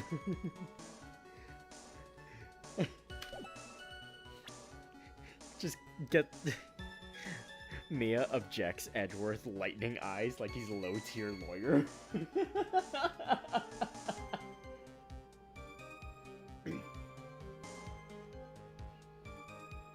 Use yourself as the cursor. That's actually a good idea. I'll do that next time. Well, Miss Foster, looks like you've done it this time. Hmm? Done what? Made a crucial mistake. Crucial mistake? Like what, Miss Faye? The killer broke into the trunk of the stolen car and hid the body in there. You're saying you saw that, right? With your very own eyes? Yes. And? It's simple, Miss Foster. Take a look at the diagram. The place you claim to have taken the photo from that day is here. Do you see what I mean? Even if you tried to see the car, this outcropping of rock is directly in the way. That's right, Miss Foster. From where you were standing, you could not have possibly seen the killer's car. I admit that the diagram shows a large outcropping of rock. However, it isn't so tall that it would stop her from seeing the car. That's right. It's not high at all. I was able to see his car just fine. I'm so sorry, but that just doesn't wash. I believe it was the witness who presented this as evidence to the court, yes? This is the location that the photo was taken from. Your own photo tells the whole story. You can clearly see the left side of the bridge, but the outcropping that is being referred to is really more like a cliff. Ah. Your view should have been completely cut off by this cliff, but still, you claim to have been able to see the killer's car. No! Order! Order in the court! What is the meaning of all this ballyhoo? Your Honor, don't jump to any hasty conclusions. The fact that the escapee fled in a stolen car was reported on the news. After witnessing a murder, I'm sure you can appreciate that the witness was very upset. She must have heard about the stolen car and convinced herself that she saw it. But she was repeatedly warned before starting her testimony. She was told to testify only about what she saw with her own eyes. Oh. Mr. Judge, What is it? I think I must have remembered things wrong. Hey, wait a minute. You can't just say that. Miss Faye, no one on the face of the planet is perfect. Yes, indeed. Quite true. You know what they say. To err is human, to forgive divine. I'm inclined to give the benefit of the doubt to our witness here. What? That's not fair. Save the tears for later, kitten. Mr. Armando. Don't look back until the trial's over. Now's the time to go forward. What? But that wasn't fair. Okay, kitten. You need to relax. Then you need to remember the other kitten's testimony. The killer broke into the trunk of the stolen car and hid the body in there. So tell me, how did she know that? How did she know that he broke into the trunk? Aha.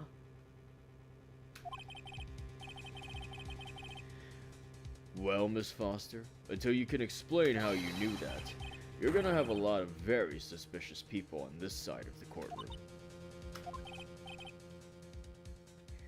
Well, witness? Well, I'm certain that he broke into the trunk because there were marks left on the trunk lid. I'm certain there were scratch marks from when he broke into it. What? Let me see that photo. It's true. These certainly look like scratch marks around the keyhole. It's obvious that this trunk has been broken open. Well, Miss Faye, are you satisfied? The judge is on her side. I can't make any mistakes here. What she just said, is there a contradiction in there somewhere?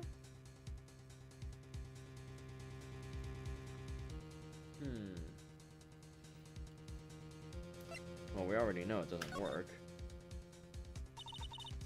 Melissa Foster, it looks like you finally betrayed yourself. What? You said you were in a field taking photos of wild flowers. But even so, you knew about the scratches? The question is when? When did you get a chance to see those scratches? Finally.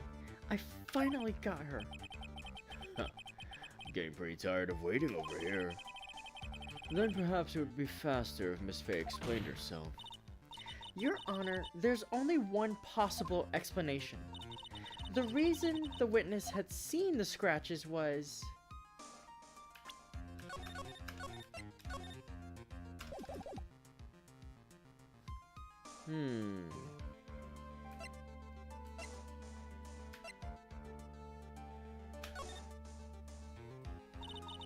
There's only one way that the witness had the chance to see those scratches. Yes, what is it? Naturally, when she opened the trunk and stuffed the corpse in herself.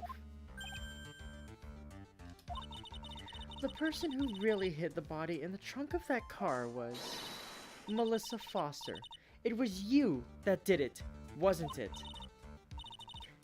That's ridiculous. I could never. It was the man in the prison garb. He's the one that... I don't think so, Miss Foster. If Mr. Falls had been the one that put the corpse in the trunk, he would have simply used the car key. There was no need to break it open. But he stole the car. He stole it from a young couple that had been waiting at a red light, which means that the key would have still been in the ignition. Oh, I see. Gonna go to sleep now. I wanted to go to bed at like 3 because I thought the case would be short, but now it's 4 a.m. and I have something to do in the morning. Alright. Well, thanks for stopping by, Army. I hope you have a good sleep. Just a little bit longer, but I don't want to keep you, especially since it's this late for you, so definitely, yeah, get some good rest and just catch the rest on the VOD later. Thank you for telling us about the scratches, Miss Foster. Without that, we never would have uncovered the truth. That it couldn't have been Mr. Falls that put the body in the trunk. No! Preposterous! To even suggest that the witness put the body in there. If that were true, then how do you explain the photo that she took? The corpse could have only been put in the trunk when the incident occurred, and we already know that at the time she was taking photographs. Now's your chance, Mia. Finish this thing. On the contrary, I'm not so certain about that anymore, Mr. Edgeworth. There's no need to think too deeply about it. What I'm saying is the shutter for this may not have been pushed by Miss Foster herself. Let's take another look at this camera and see what features it has, shall we? It has a timer built into it, even a mini tripod. Why, it's almost as if she had brought this camera just to take this picture. What are you trying to say then, Miss Fey? That when the crime occurred, Miss Foster wasn't in the field as she claimed? Well, if she really did use the camera's auto timer, then the answer is yes, she was somewhere else. Exactly, she was not in the field. Would the defense please explain further? Listen, this is a crucial point. Where was Miss Foster when the incident occurred? In answering that question will also make clear Miss Foster's true identity. Well then, please answer this question. Where was Melissa Foster when the incident on the bridge occurred?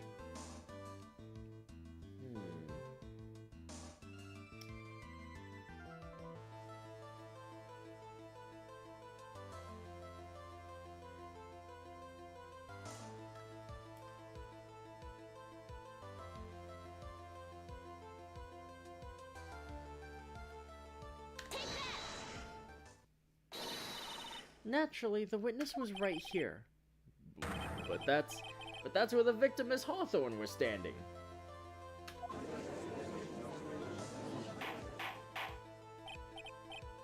Order, order, order. Miss Faye, what on earth? Your Honor, if I may. After parting with the victim on the bridge, the defendant fled by car. But this would mean that there was no time to put the victim in the trunk. In other words, if someone put the body in the trunk, it could only have been before the defendant met the victim. How asinine. Of course Mr. Falls met with the victim. The only person with the opportunity to have put the victim in the trunk is the same man that killed her, Terry Falls. You still don't understand, do you, Mr. Edgeworth? By the time the witness's photo was taken, the victim was already dead. The person in the photo was not Valerie Hawthorne. What? I've never heard anything more ridiculous in my entire life than who exactly is the victim in this photo? It's obvious, isn't it? It's your own witness. What? It's the only possible explanation. The woman that Mr. Falls met on the bridge that day was not Valerie Hawthorne. It was you, Melissa Foster. Me? Let's remember that it was raining and foggy on the mountain that day. Mr. Falls himself believed that the woman in front of him was Valerie Hawthorne. But the defendant knew Valerie Hawthorne very well. After all, she was the woman whose testimony helped get him convicted. But since then, my client has spent 5 hard years in a federal penitentiary. He couldn't remember exactly what she looked like anymore. You're just making this up as you go along. Where's your proof? I've got it all right here. This piece of evidence will blow this case wide open. At the time of the incident, Mr. Falls had forgotten what Valerie Hawthorne looked like.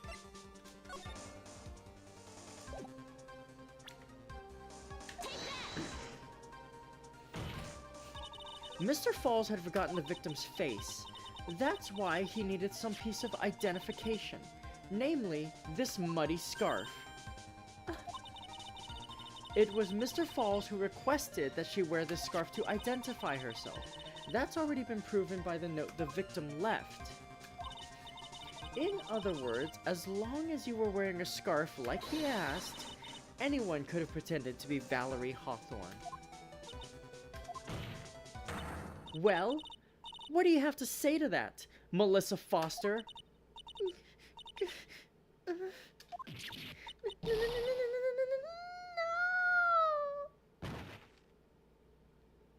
Did she just faint?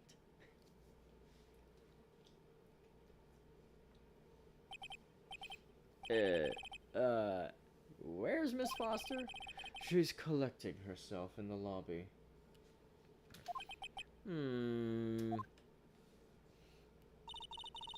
It's obvious that Melissa Foster did it.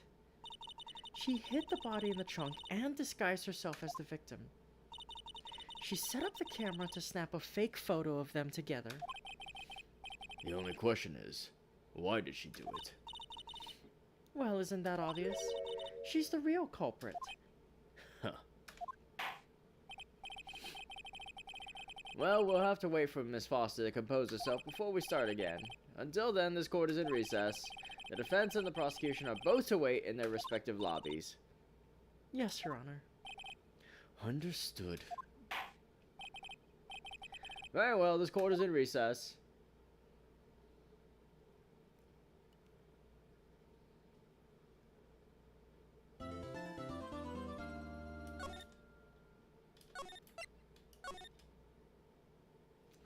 Okay, I'm gonna take a quick water break and then we'll continue with the second part of this. Be right back.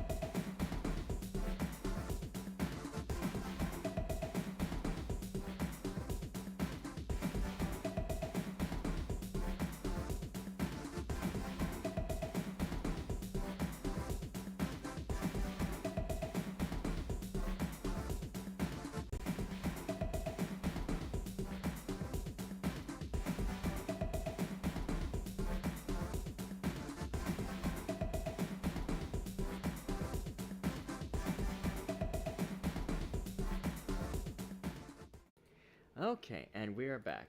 I am hydrated, and we're ready for this next part.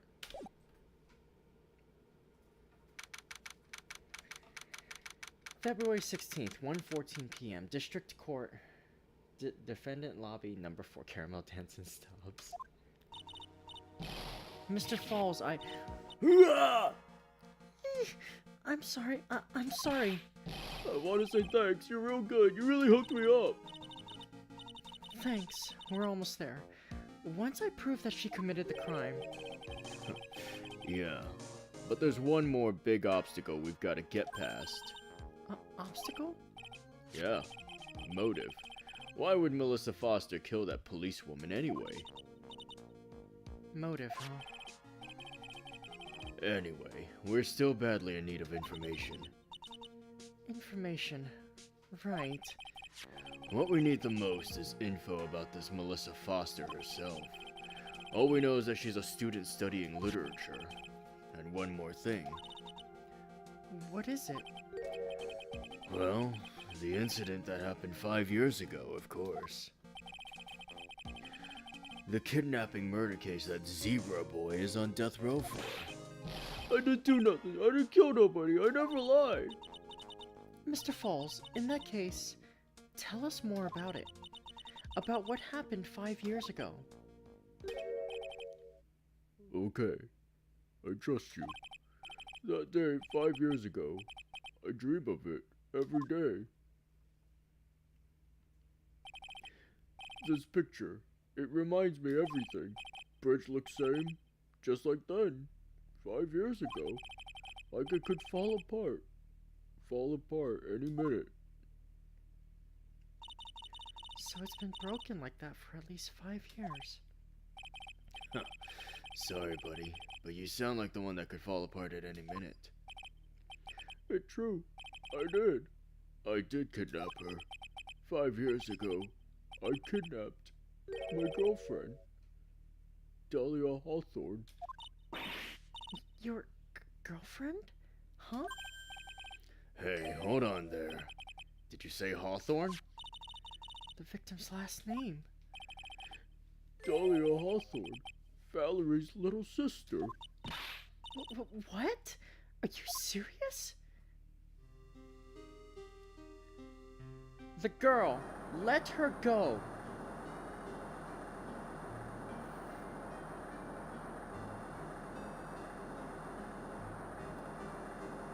Shut up! Come closer, and I kill her! Sorry, but you're not going to get the chance.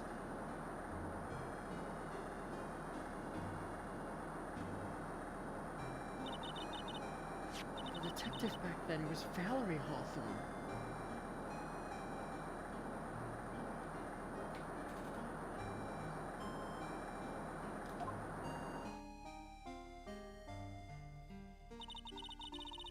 At first I thought shooting someone for a kidnapping was crossing the line, but if it was to protect her little sister, I can understand why she did it. Wrong! No protect sister! Valerie betrayed me!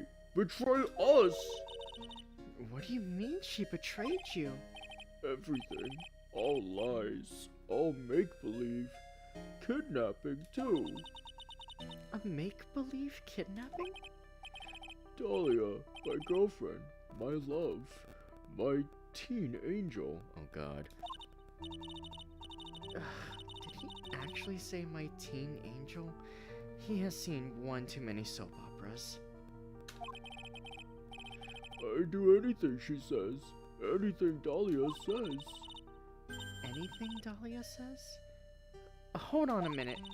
What you're saying is that the kidnapping 5 years ago was planned by... Yeah, me and Dahlia. And Valerie, too. Valerie was in on it? Dahlia's family rich. Jewelry business. We get one jewel. That's what we thought. Me and Dahlia wrote kidnap note. We sent to her dad. Ask for $2 million diamond. Tell him, make exchange on Dusky Bridge. You tell him Valerie made transfer cause she knew detective. Having a police detective in your pocket is a useful thing, alright. In the end, you were planning on splitting the 2 million 3 ways, huh? Yeah, but that woman...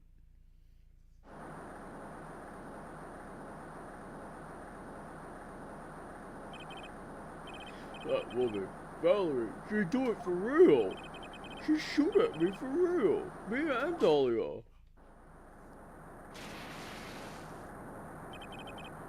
I was shot in arm.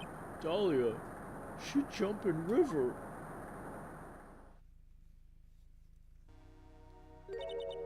Jump? You don't mean she jumped on purpose, do you? I couldn't do it. I could never push her.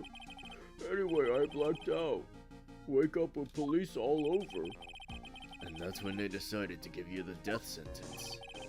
I couldn't believe it. That woman, she betrayed me. That man, Terry Falls, he killed her. He threw her off the bridge. He threw my beloved sister into the roaring river 40 feet below.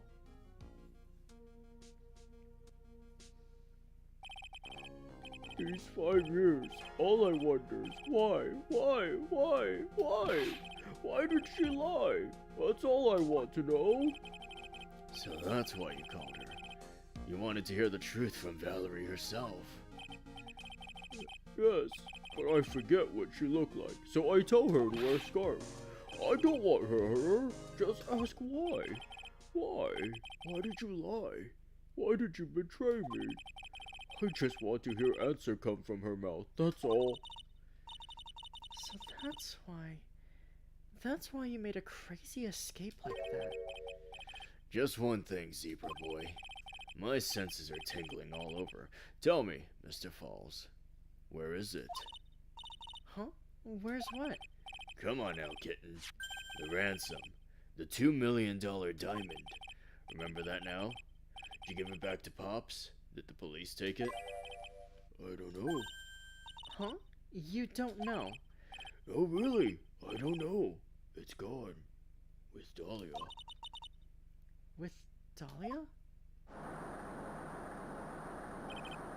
That day on bridge. Dahlia put it in backpack. Now gone. With Dahlia. Gone. Forever. Into Eagle River.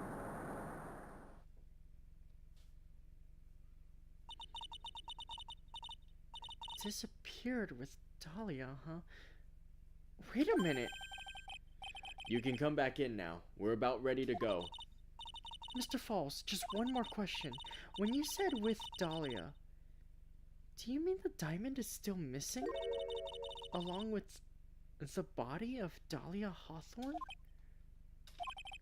Never found her. My sweet Dahlia.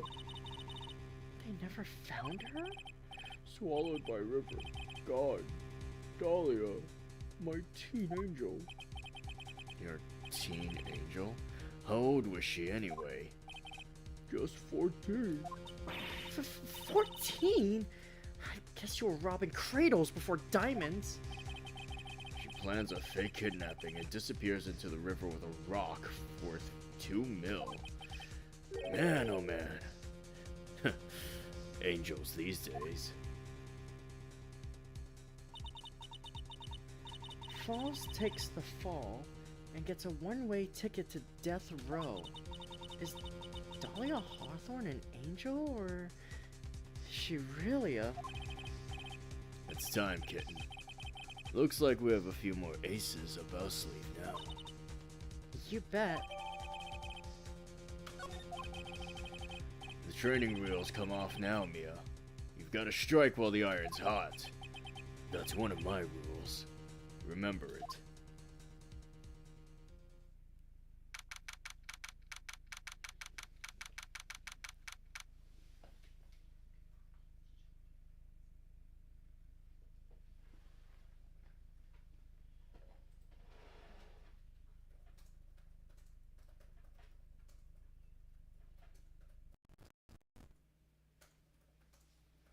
February 16th, 1:49 p.m. District Court, courtroom number 4.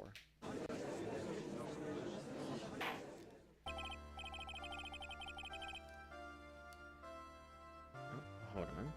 Suddenly don't hear the game music. Let me, just fix that real quick.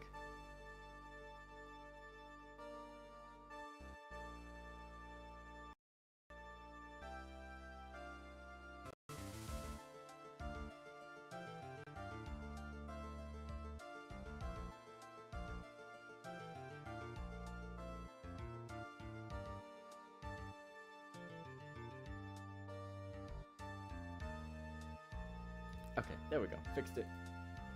I fixed. Now then, let's continue with the trial, Mr. Terry Falls. Witness, are you feeling better? Yes, Your Honor. I'll try my best. You're a brave young lady. Not this again. I can understand a defense lawyer wanting to get her client off the hook. However, to try to pin the crime on an innocent student is... What are you talking about? My witness is not the person on trial here. She's an innocent bystander who witnessed a violent crime. That's all. What possible reason would a girl like this have for murdering a policewoman? It's certainly hard to imagine this woman as a murderer. Her motive, huh? Figured that's what I had to establish next. Well, Miss Faye, do you have any evidence of a motive? Yes, of course. I think. You're still acting as tame as a kitten. Kitten. Mr. Armando. Listen, a lawyer is someone who smiles no matter how bad it gets. Smiling on the outside while your guts are twisted in knots is the mark of a pro. Maybe so, but I wish you would quit grinning at me like that. Excuse me? May I speak, Mr. Judge? Of course. Mr. Judge is ready anytime you like. I'd like to say something. Some people here are suspicious of me, right? That's why I at least wanted you, Mr. Judge, to know it's not true. I see. You're such an honest and upstanding young lady. It looks like this witness is a real professional. What do you mean? Look at that 100-watt smile. Just when things are darkest for her, click, she lights right up. Very well then. Let's hear what the witness has to say.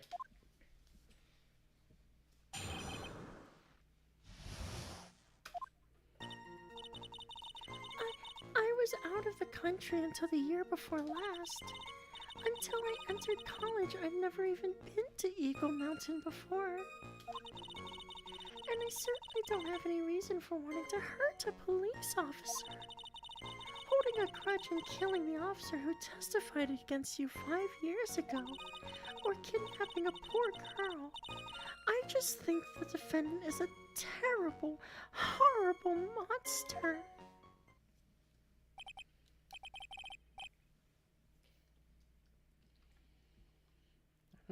Out of the country, eh? Precisely.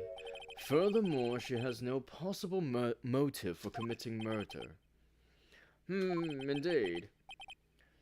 You're up to bat, kitten. Sharpen those claws and put on your best smile. You bet. Somehow, I have to tie her to this case.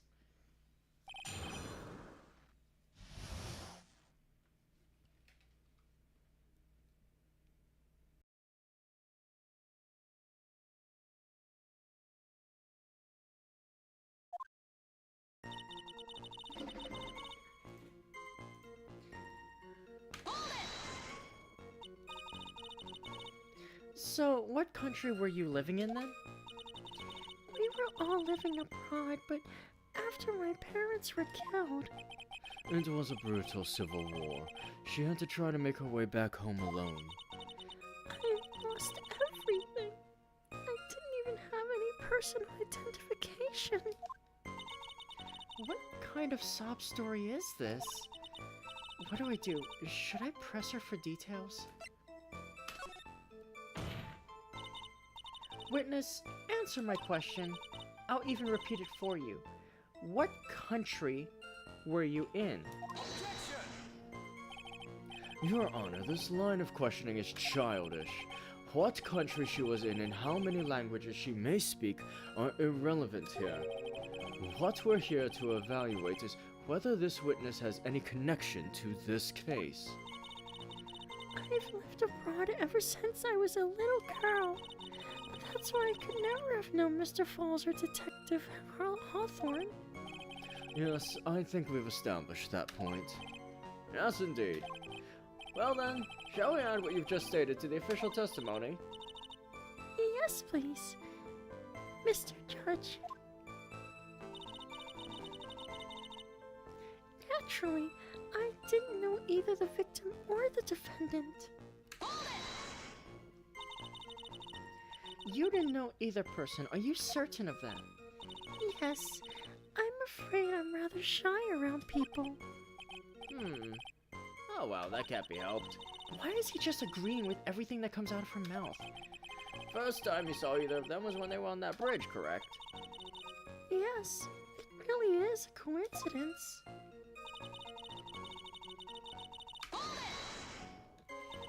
So what made you decide to go to Eagle Mountain anyway? I just love being outdoors. Picnics, hiking, you know, that sort of thing. You don't look like much of a hiker to me, but you do look like a digger of sorts. But Eagle Mountain is a 2-hour drive from here and no trains run through there. There are plenty of mountains that are closer and easier to get to. Well, I went there once with the college hiking club. I fell in love with its stark, desolate beauty, and its cold yet romantic gloominess. Didn't know you were such a goth. By the way, what's the name of your college? Did she just call her a gold digger? Yes, she did.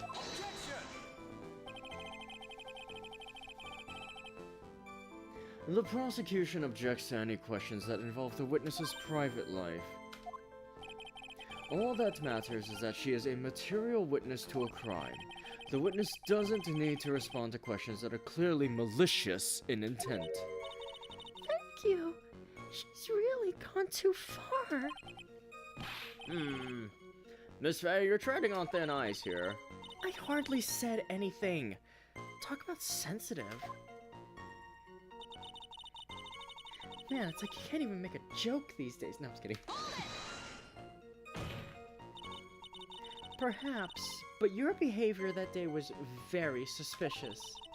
Not only have you contradicted yourself here in court, but you know things you shouldn't. For example, the scratches on the trunk of the car. Well, that's... Unfortunately, Miss Faye, your last statement proves nothing. Oh, really? And why is that? The witness came to the police station once to identify the suspect. It's entirely possible that at that time, an officer showed her this photo. That seems like a rather serious mistake. Huh. That's the oldest trick in the prosecutor's book. That's not fair. That wicked inmate. I'll never be able to forget that horrible day.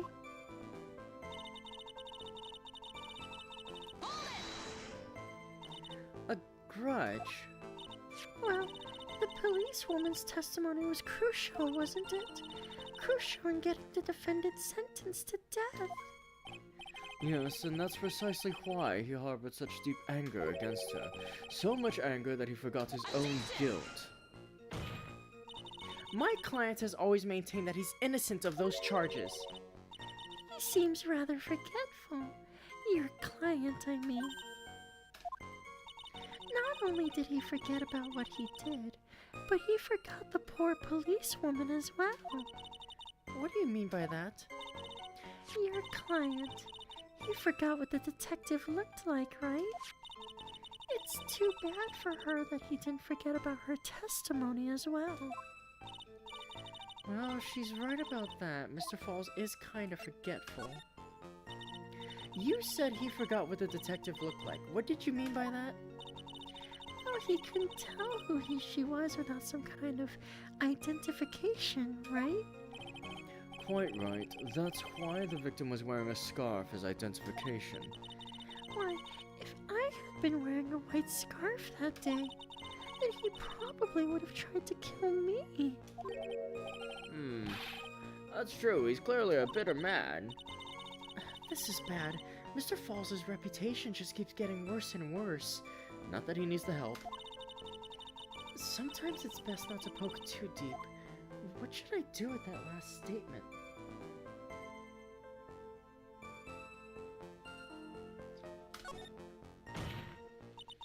Your Honor, what the witness said just now was tremendously important. I'd like it added to the official testimony. The prosecution has no objection. After all, the defendant is a killer and a mentally unbalanced one at that. That testimony only helps to further prove that point. No, that's not why I... Enough. Witness, if you would. My pleasure, Mr. Judge. I guess I'm lucky I wasn't wearing a white scarf. What do you mean by lucky? Well, it's February now. Everyone is wearing scarves. If I had accidentally worn a white scarf like he said... Then you yourself might have been killed. That would have been a terrible loss for this world. Ha! Looks like you pressed too hard this time, kitten. Mr. Armando, Keep looking around you and you're gonna lose sight of the finish line. Justice is blind, but she's not deaf. Sometimes you have to know when not to talk.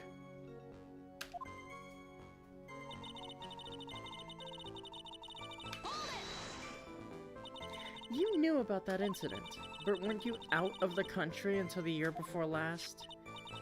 Well, I saw a report about the escaped convict on the news. They had an in-depth report about his whole history. So you were still living around abroad 5 years ago, is that right? Yes. I can't let her get away with these lies. Listen to me. She's neck deep in this whole thing. Somehow you're just gonna have to get her to show the court her true self.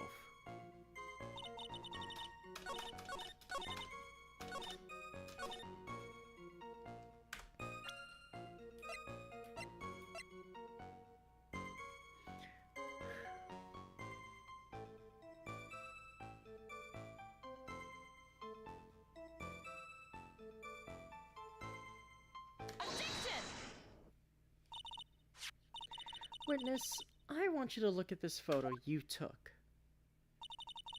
It's hard to see in the photo, but look at the scarf the victim wore as identification. Ah, you're talking about this scarf right here, eh? Yes, that's it. The scarf the policewoman was wearing. I've got her now, just don't mess up. But that's strange. In your testimony, you stated the following.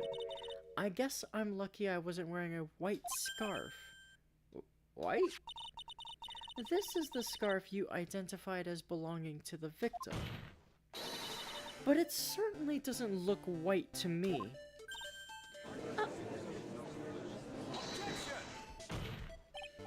Well, it was foggy that day and it was raining as well. It's not surprising that she mistook it for white. Sorry, but not this time. The witness just confirmed that this was the victim's scarf. Yes, but what's the significance? It's true that the scarf doesn't look white, but... There's only one explanation for this mix-up. The reason why the witness thought the scarf was white is... My attorney's bad.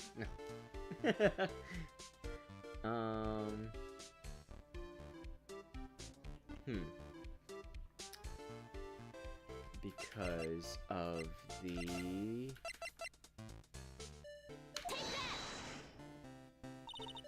Witness, have you ever seen this note? Note? No, never. It's top secret evidence. There's no reason that you would have. I wonder about that. What do you mean? This note shows Mr. Falls' instruction to the victim regarding their meeting. It says, wear white scarf for identification. White scarf. Ugh! Witness, you knew what this note said, and it's because you knew that you slipped up and mistakenly said white scarf.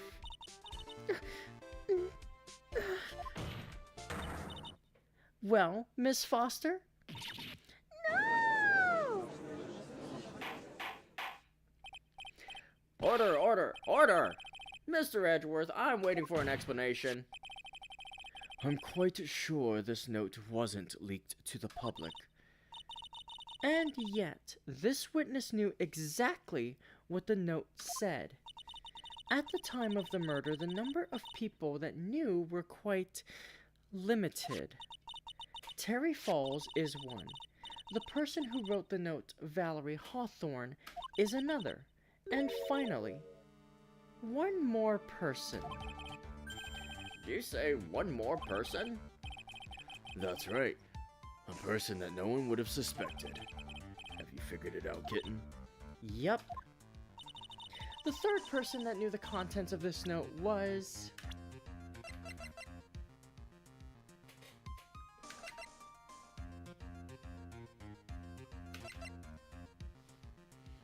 Which one should I use?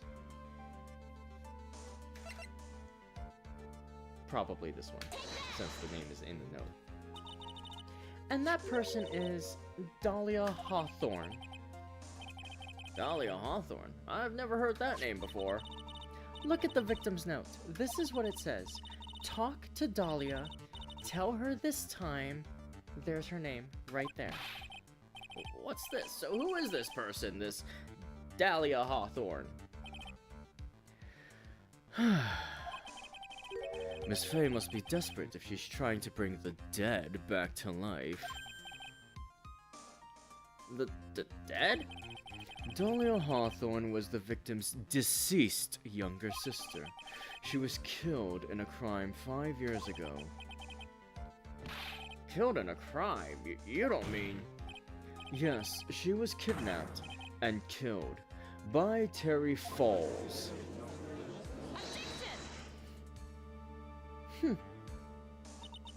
You said she was killed, but was she really? What are you implying? Of course, people thought she had died 5 years ago, when she fell off of Dusky Bridge and was lost in the Eagle River. However, her corpse was never found. She was declared legally dead 5 years ago. As far as the law is concerned, Dahlia Hawthorne is officially dead. But the fact remains that her body was never recovered. Dahlia Hawthorne was 14 years old 5 years ago. If she was still alive, she would be 19 now.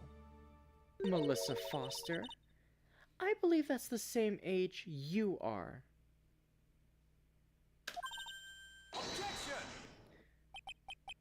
Even you couldn't. Miss Fay, you're not saying...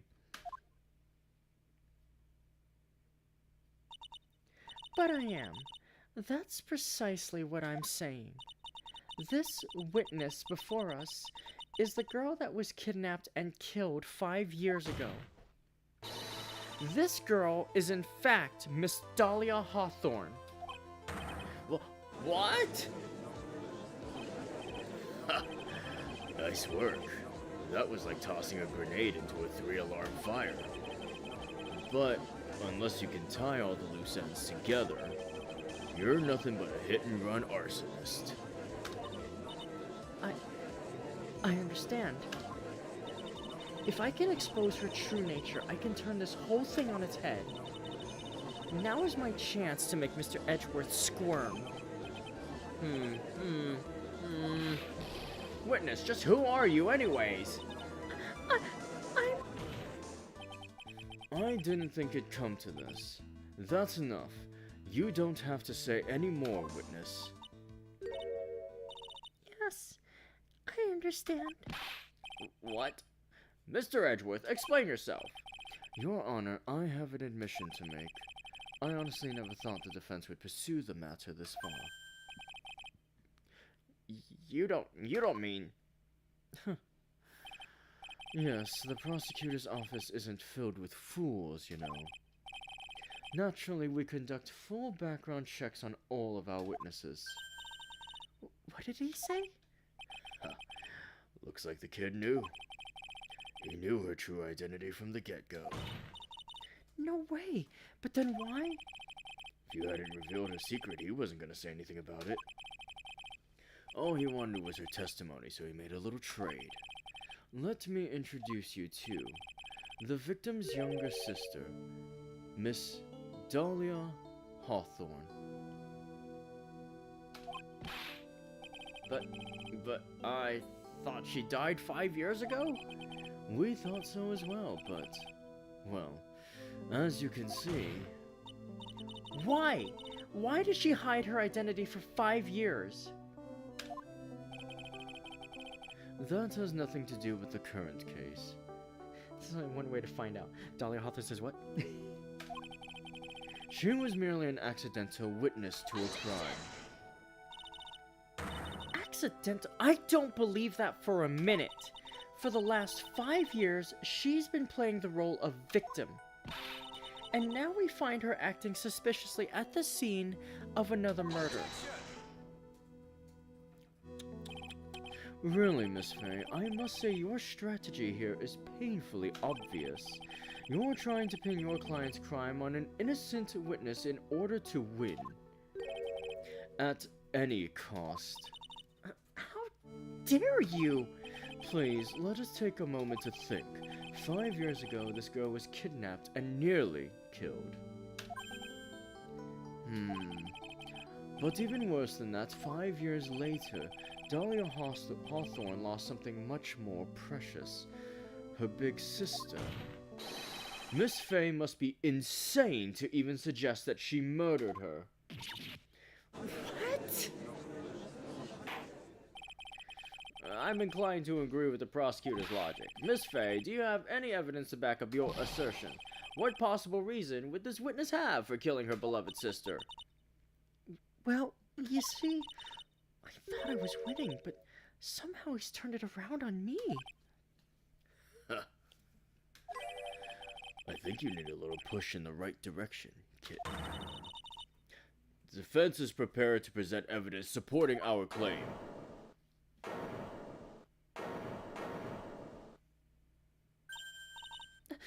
That wasn't me. It was this guy, this crazy coffee addict. I think we've heard enough empty threats from you, old man. What makes you think they're empty, boy? Because your protege looks like she's sweating bullets. I am sweating bullets. You think you're in a tough spot, huh? Of course. Aren't I? No. You've just arrived at the moment of truth, that's all. Whether you win or lose, that's up to you. Up to me? The rashness of youth. How charming. This coming from someone younger than me? No, then let's not waste any more time, Miss Fay. What motive would this witness have for murdering her own sister, Valerie Hawthorne?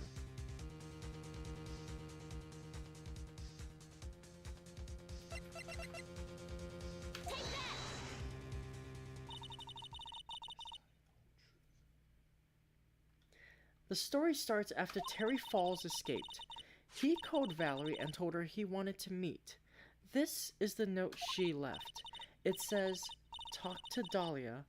Tell her, this time, the whole truth must come out." Valerie Hawthorne gave Dahlia a warning. She told her she was going to reveal to the world the whole truth. The whole truth?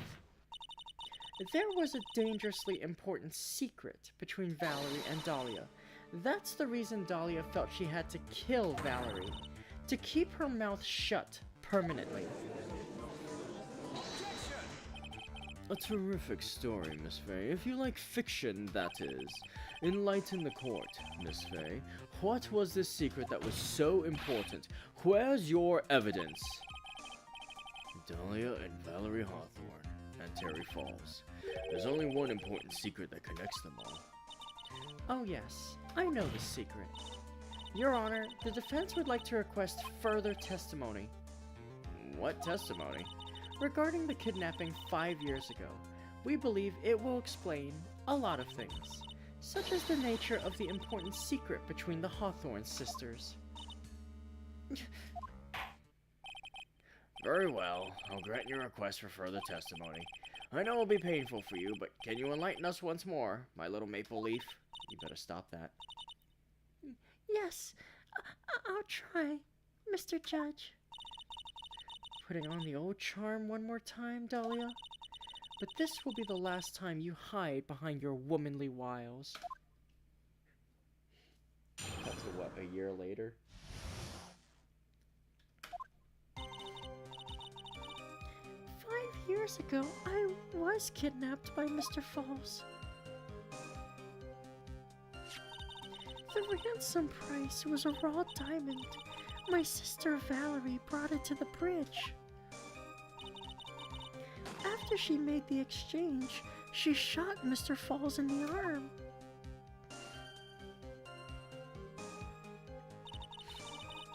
That's when Mr. Falls tried to kill me by shoving me off the bridge from behind. I survived, but I was afraid I might be kidnapped again for my family's money, so I decided to change my identity and start a new life.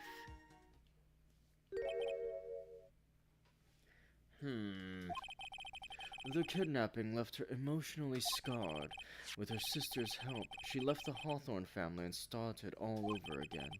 And we're to believe after all that she murdered her sister. Preposterous! Thank you, Mr. Edgeworth. Miss Fay? Yes, Your Honor. As you've heard, the witness is still traumatized from the kidnapping. I'll ask you again to be extremely gentle in your cross-examination. Mr. Edgeworth got the jump on me again. If we're not allowed to fight, then let's twist some arms. Listen up. We've still got that info. That ace up our sleeve. What info? Come on, kitten. Don't say you've forgotten already.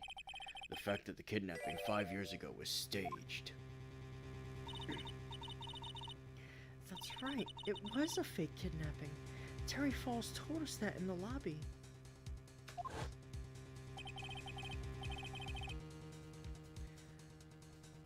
I do anything she says. Anything Dahlia says.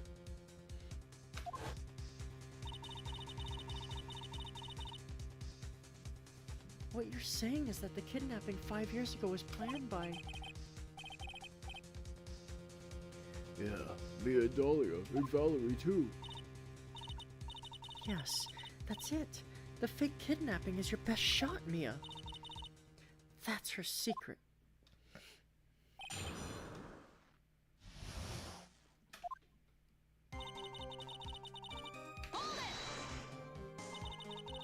Did you and Mr. Falls have a relationship? Yes, as a tutor. You were tutoring him? Mr. Falls? No, of course not. Don't be ridiculous. Mr. Falls came to the house to tutor me. That makes sense. 5 years ago, she was only 14. He probably came up with the kidnapping plan during that time. The Hawthorns are in the jewelry trade, and are quite wealthy, you see. Quite the clever fellow, that Mr. Falls. Did I hear him right? Did he just call Mr. Falls a clever fellow?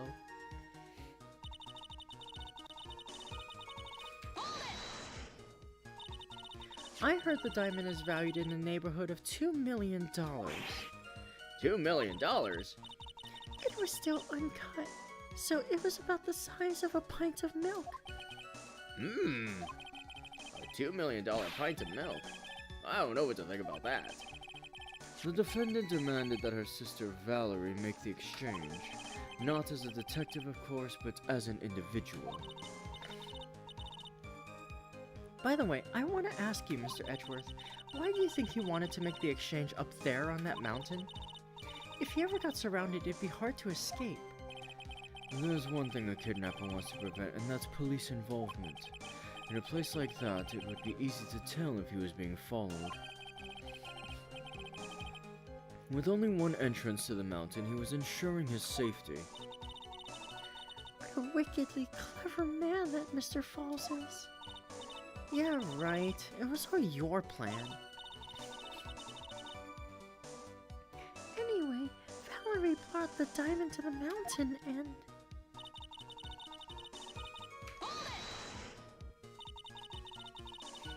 That was a dangerous thing to do considering you were being held hostage.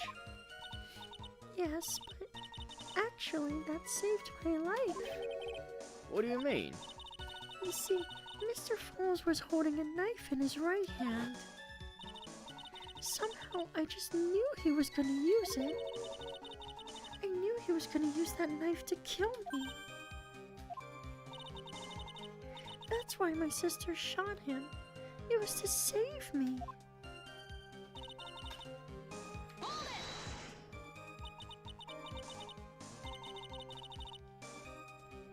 I'd like to hear more about what happened right at that moment.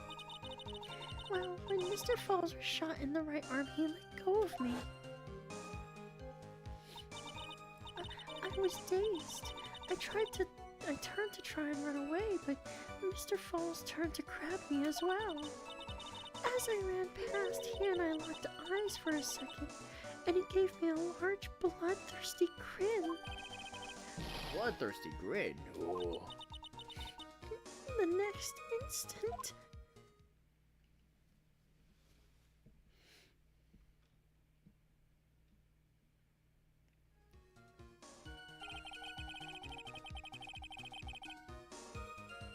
I advise the court to remember that the river is 18 feet deep and incredibly swift. I was a strong swimmer, but I was knocked out. When I came to, I had been carried away by the river to a strange place. I'll never forget that day. The crumbling bridge, nowhere to run. Then just one little shove from behind. That was it. Before my sister could catch me, I fell into the river.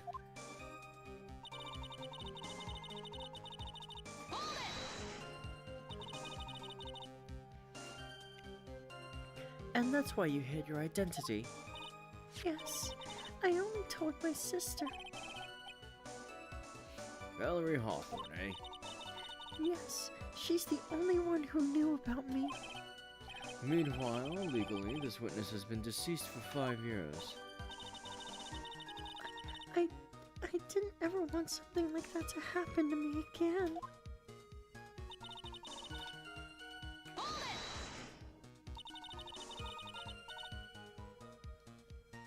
And that new identity was Melissa Foster, right? Yes, my sister helped me get the official paperwork taken care of. That makes sense.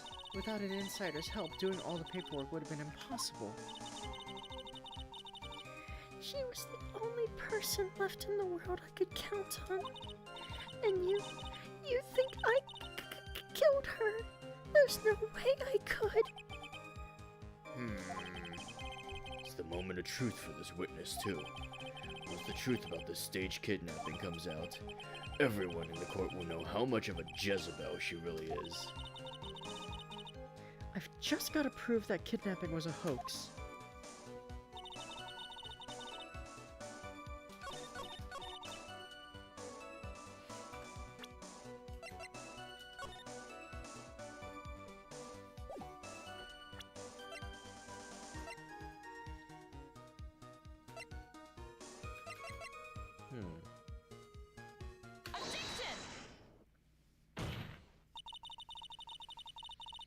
You say that Mr. Falls pushed you into the Eagle River. However, that's hard to believe.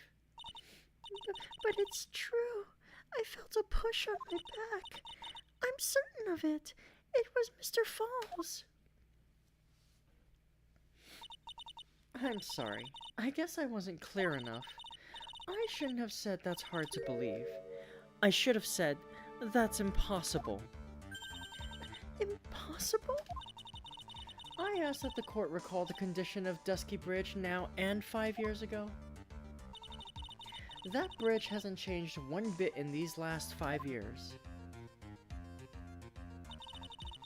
If someone had pushed you from behind, as you have claimed, instead of being carried away by the river, you would have been smashed by the bedrock below. A most certain death. Do you understand now, Dahlia Hawthorne? The very notion that my client pushed you from behind is impossible.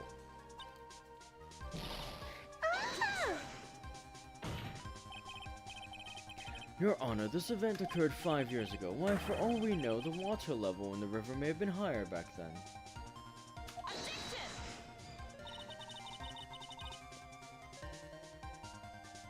But it's 40 feet from the bridge to the river. A small change in the water level wouldn't have made a difference.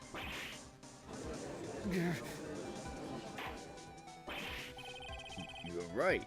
If the events occurred just as the witness has testified, then the defendant couldn't have pushed the witness into the river. Young lady, what is the meaning of this? You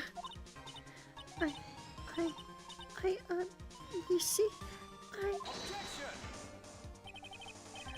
Just a moment, Your Honor.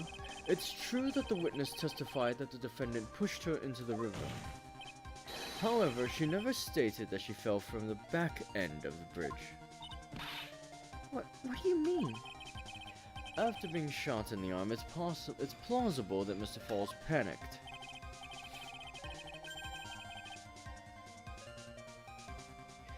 Therefore, he could have unwittingly pushed her off the side of the bridge.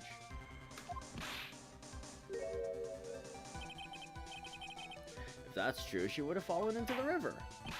Well, Miss Hawthorne, is Mr. Edgeworth's explanation correct? Now that you mention it, I do remember now. When I fell off the bridge, my skirt got caught on one of the bridge's side wires. You can't be serious. Order! Order in the court!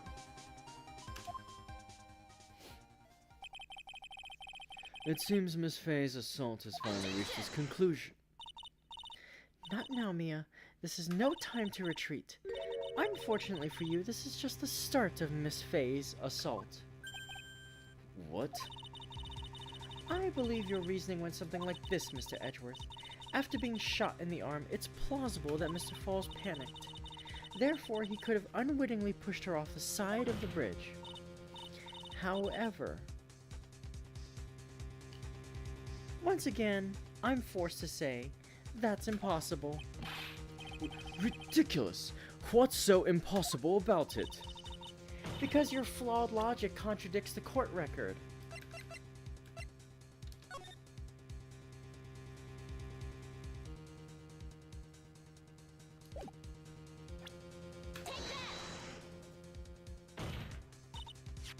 Your Honor, all of the answers are right here in this photo.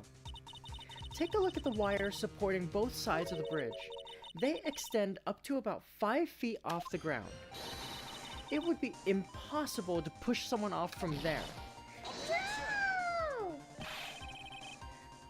But let's remember the size and strength of the defendant. Wires like this wouldn't be a problem for him. He could have easily picked up a 14-year-old girl and thrown her over. So young and already so forgetful, Mr. Edgeworth. Mr. Falls had been shot in the right arm. Ah. And more importantly, Valerie Hawthorne had her gun trained on him at point-blank range. Gah.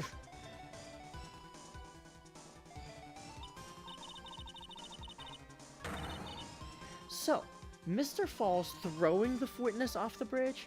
That is clearly impossible.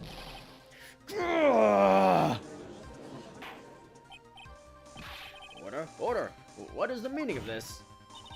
Dahlia Hawthorne, you jumped into the Eagle River intentionally. What? What is this? Indeed, what do you mean by such a ridiculous remark? Yes, it's ridiculous. My sister was there to help me. She had her gun and handcuffs. She could have saved me. Jumping into a raging river like that would have been suicide. Perhaps, but still, that's exactly what you did. You were probably confident that you could handle the swift current, but even more so, the witness had a much more compelling reason for jumping into the river.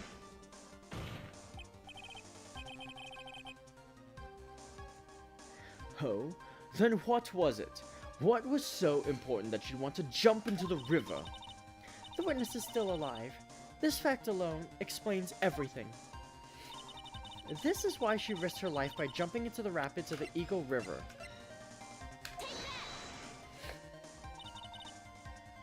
5 years ago, something else disappeared along with Dahlia that day. The item that Valerie brought up the mountain with her, the $2 million diamond. Ah! No, it can't be. Yes, Dahlia had it all planned from the beginning. The $2 million, she was going to keep it all for herself. She forced Mr. Falls to help her fake the kidnapping.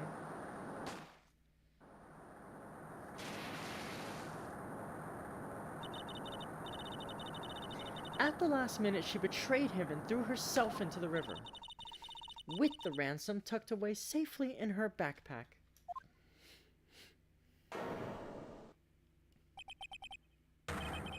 Why, that's simply ridiculous. That's about $3 million for us in 2026. Your Honor, 5 years ago, the witness was only 14 years old. Do you really think a 14-year-old is capable of such a demonic plan? This woman is a demon, and there was one more person who helped make a demon out of her. Her sister, Valerie Hawthorne. You mean the victim was involved in the kidnapping plot as well?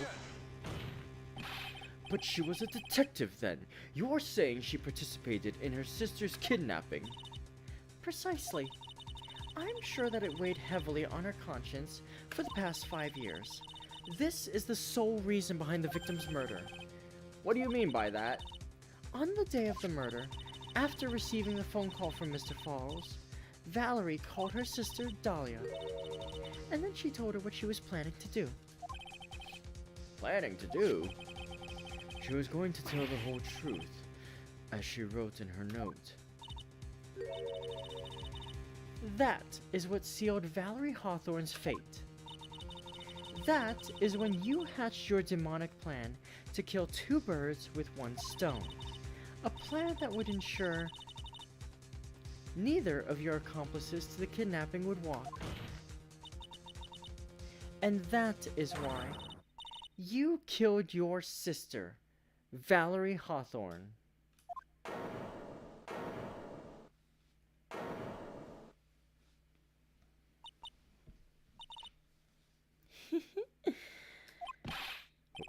Who is that? Laughing at a time like this.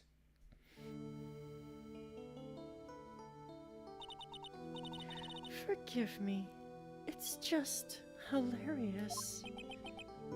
Witness? Is that you? Miss Mia Fey. You can certainly weave an exciting tale. Naturally, you have the evidence to back it up, don't you?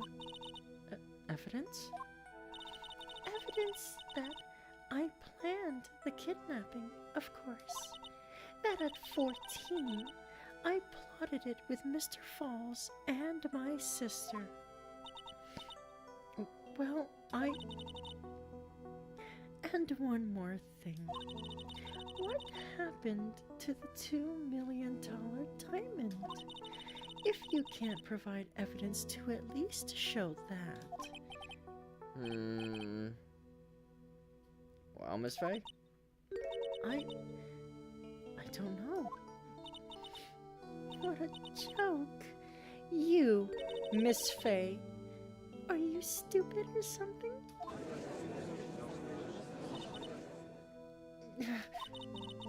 How can I prove a fake kidnapping that happened 5 years ago? I don't even have decisive proof of Valerie Hawthorne's murder. Well, it seems that we've come to the end.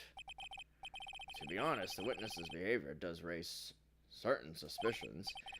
However, I am forced to reject the assertions made by the defense. Of course you are. Is this it? Is it really over? That girl has made a fool of me and there's nothing I can do about it. Huh. Without evidence, the trial is over? Who decided that? Mr. Armando? Come on now, kitten. Haven't you figured out that you can make your own rules? For example, even if there's no evidence, there's still testimony. Testimony? On the day in question, Dahlia Hawthorne murdered her sister, Valerie Hawthorne.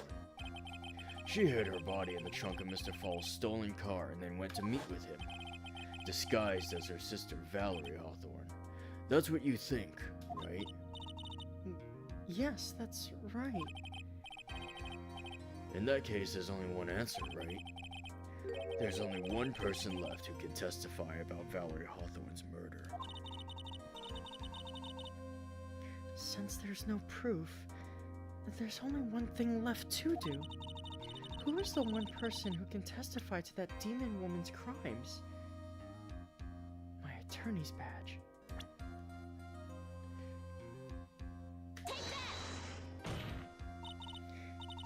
Your Honor, the defense wishes to call a new witness. A new witness? Yes, we would like to hear the testimony of Terry Falls. The defendant. There's only one person that could shed any further light on the situation. Only one person that knows what Dahlia's role in the kidnapping was. Only one person that can say whether the person in the photo is Valerie Hawthorne or whether it was in fact her younger sister Dahlia disguised as her. There's only one person who can solve this riddle once and for all, and that person is Terry Falls. Well, Mr. Edgeworth, what's your take on this? Why not? Prosecution has no objection. Very well. Bailiff, bring the defendant to the witness stand. This is my last chance, Mr. Falls. My last chance to establish Dahlia's guilt. You're all I have left.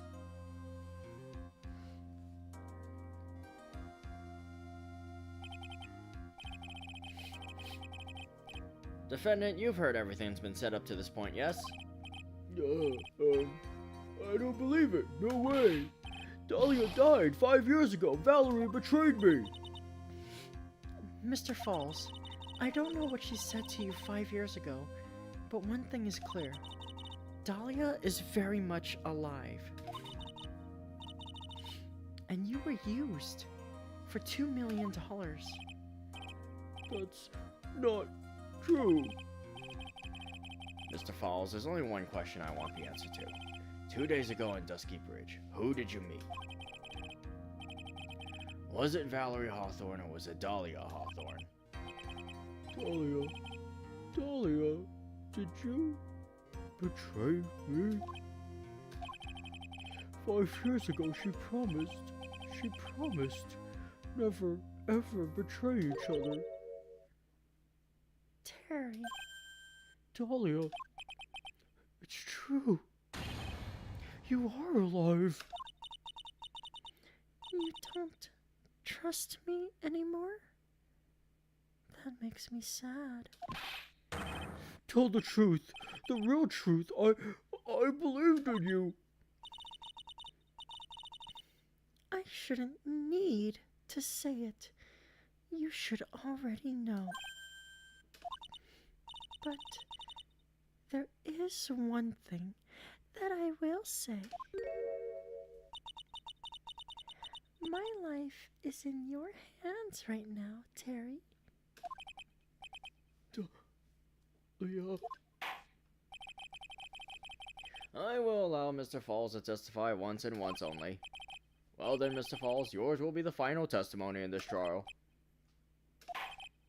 Witness? Ah! Yeah. I'm sorry. I apologize. Water! Please, water! Hmm? Can't talk. Need water. Oh well, I guess it'll have to be my coffee instead. At least it'll match the way he's probably feeling right now. Darker and bitterer than hell itself.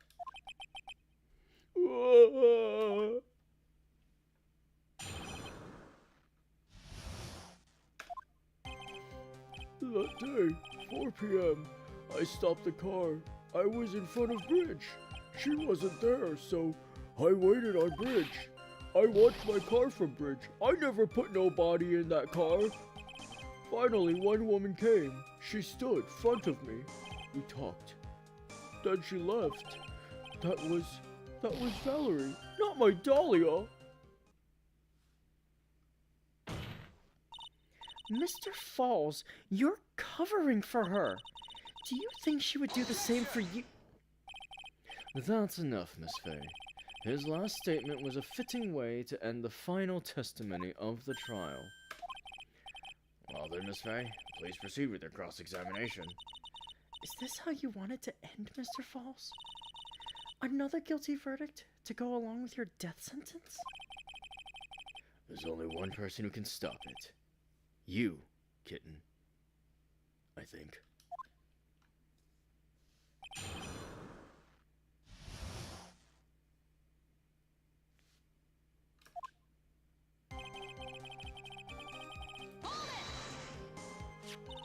According to the note, the meeting was supposed to take place at 4:30.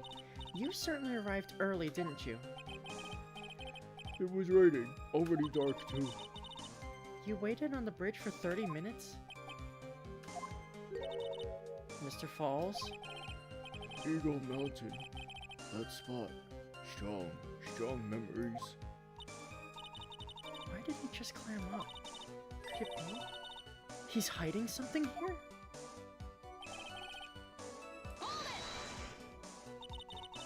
You were quite early, so you waited on the bridge, correct? Yeah. I like waiting. I'm used to it. I'm sure he is. Zebra Boy waited 5 years to ask a single question. To find out why a woman betrayed him. To him, 30 minutes must have been like a blink of the eye.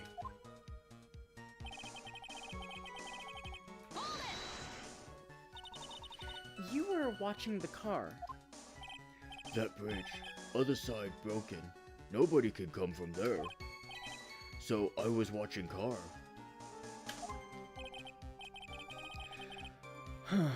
What else were you expecting him to do? You know what would be useful right now? A Magatama looks at Mia's scarf. Yeah, you're definitely looking at her scarf. I suppose that's the obvious thing to do, but something's bothering me. I'm getting that feeling. A contradiction? I wonder what's on the other side of the broken bridge anyway. No one lives there. There's a small shrine up on the mountain, but that's it. Anyway, nobody came. No car. Nothing.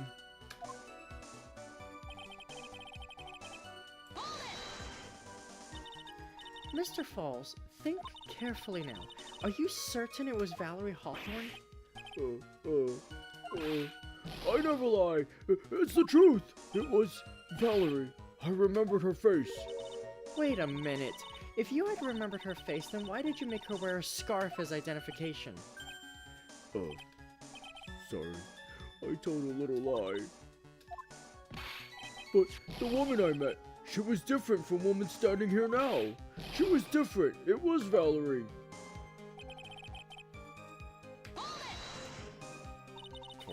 Poor dope. did you talk to her about anyway? Mr. Falls! Valerie told the truth about the kidnapping 5 years ago. She said someone needed to take the blame for it. That was all I could think to do. She said that. That's why she lied. Got me the death penalty. And were you satisfied with that answer, witness? Dahlia died. It was my fault. But I don't really remember. Maybe I did. Maybe I did push her in.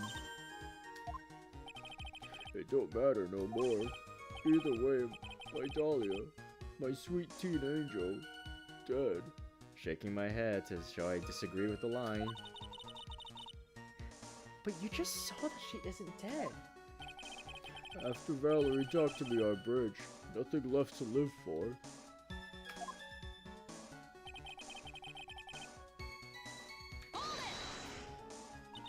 How can you be so sure?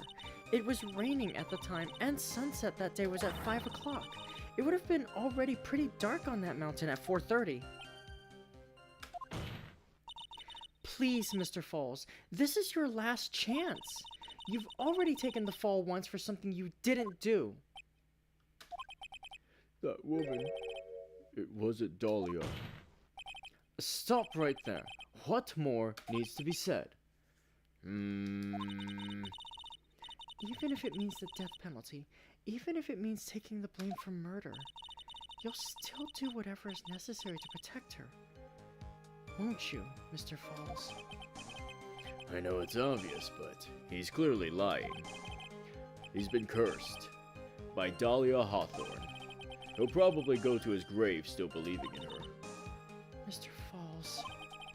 Even if you can show he's lying, the poor guy will still be cursed. You'll still have to point out the contradiction anyway. That's the curse of being a defense lawyer, I guess.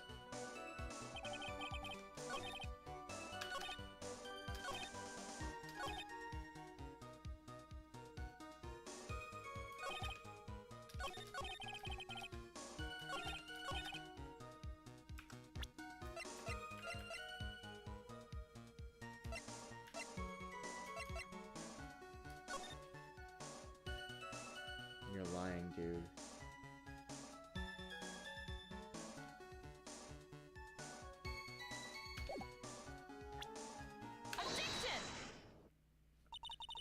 So when you got to the bridge, no one had arrived, huh?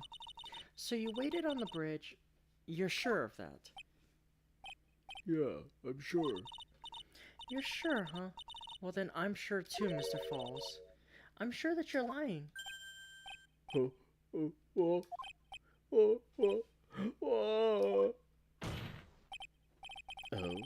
I would love to hear your rationale on this, Miss Faye. You want to know who arrived at the bridge first? Just look at this photo. It's perfectly clear. Obviously, the person that came first would be the one at the end of the bridge, right? But that's the victim at the end of the bridge. Precisely my point. In other words, Mr. Falls, you must have arrived at the bridge after she did.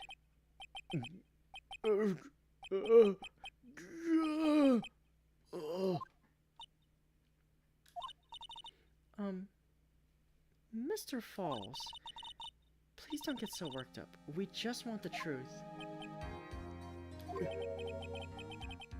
I got there around 4 o'clock, it's true. I had somewhere to go. A special place. Did you go to this special place before you went to the bridge? Yeah, it's an old temple about 15 minutes from the bridge. 5 years ago, me and Dahlia, we promised each other. We swore we wouldn't betray each other.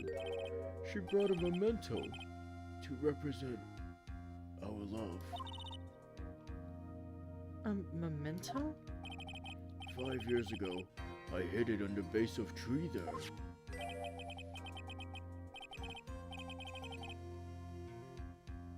It's a special memory for me. This is it. This is what I went to get. No. Terry, you idiot. This little bottle on a necklace is your memento? It's quite charming, but it looks empty. Your Honor, you heard what my client said. He arrived at the scene at 4 o'clock, but he then left his car unattended and walked away. He was gone for approximately 30 minutes. With that much time, Dahlia Hawthorne could have easily hidden the body in the trunk of his car. No! Indeed, there certainly was enough time for it. I've still got a chance. Mr. Falls, there's no mistaking it. Huh? Mr. Falls?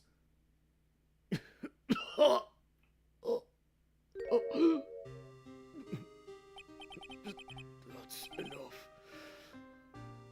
Please. Miss, I promised her 5 years ago. If it ever happens that we can't trust each other no more, then we're supposed to drink bottle. No! Stop the trial! Your Honor, we need a recess! I was stupid. Couldn't keep a promise. So I didn't drink this. No, we're so close. Just a little more. I was gonna prove your innocence. No, don't want that. Don't trust self. Maybe kill again. Kill sweet Dahlia again. Mr. Falls. Mr. Armando. Thanks for the coffee. Mr. Falls!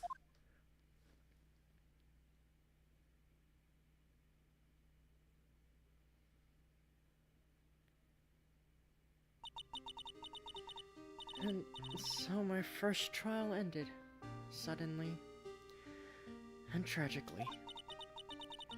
It ended with no winners, only losers.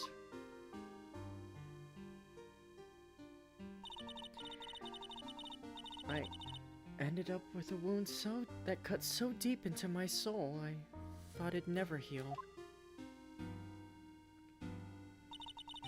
I'm sure it was the same for the young prosecutor as well.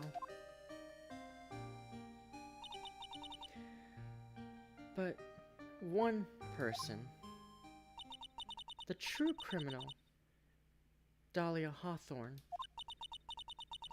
she left the courtroom with a secret smile on her demonically sweet face.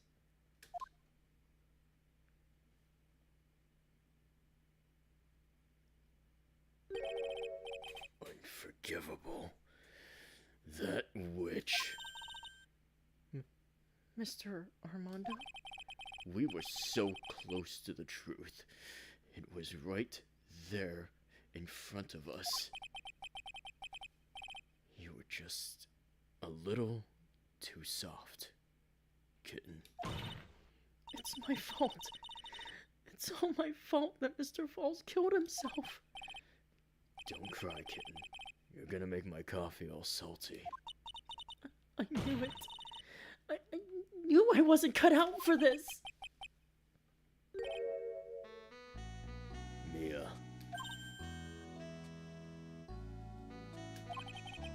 Don't you get it? You can't cry yet.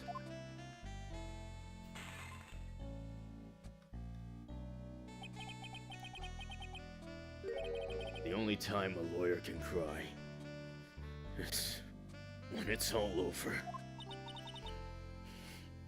Mr. Armando.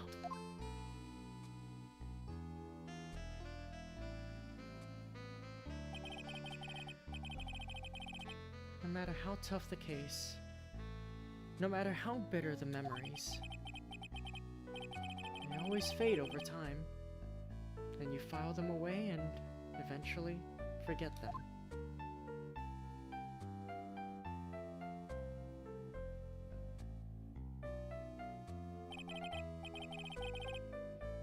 year later, in this very same courthouse, I myself got wrapped up in that case.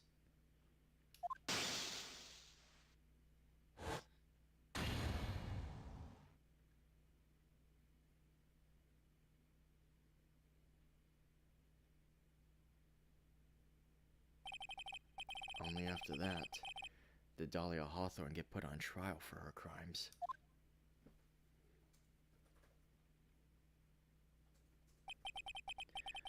The verdict that was ultimately handed down to her was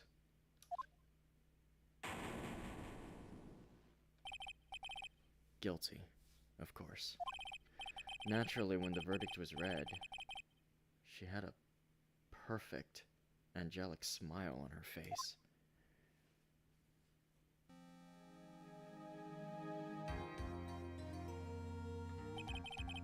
It was finally all over. At least, that's what I thought at the time. Unfortunately, I couldn't have been more wrong. It's been 5 years, but now, something has happened that's made me remember all this.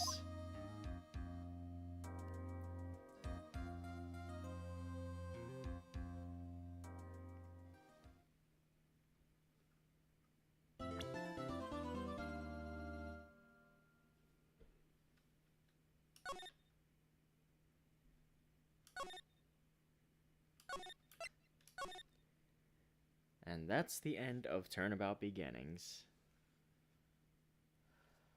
Next time, we will be starting the final case of the game, Bridge to the Turnabout.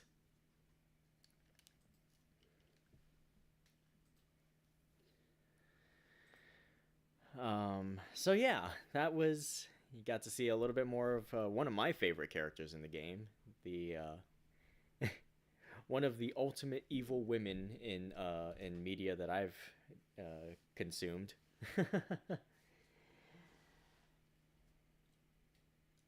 Goodness, I love her.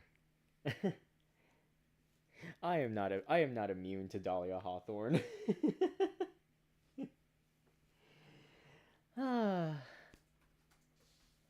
You know, she and I would have made a killer criminal couple. Bit of a shame. I am bullet, bullet, bullet.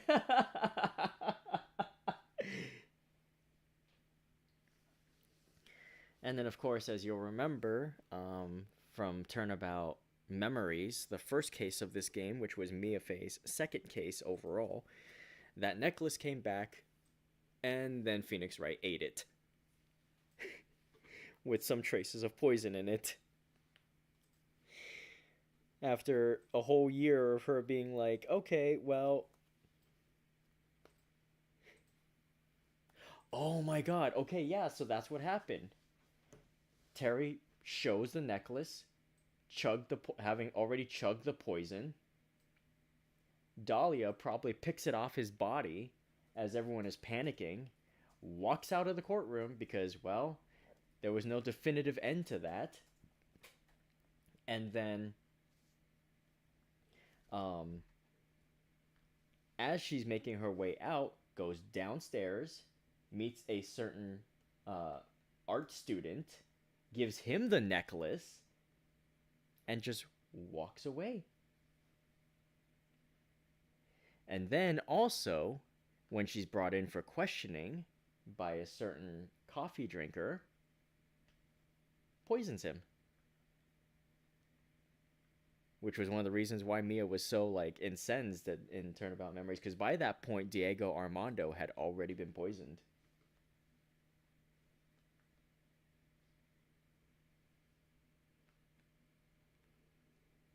So...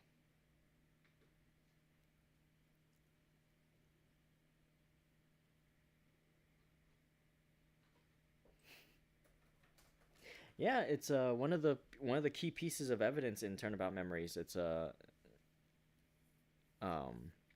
stating how somehow, though they couldn't figure out how at first, she had poisoned him during, or he had been poisoned during an interrogation with Dahlia. via his coffee.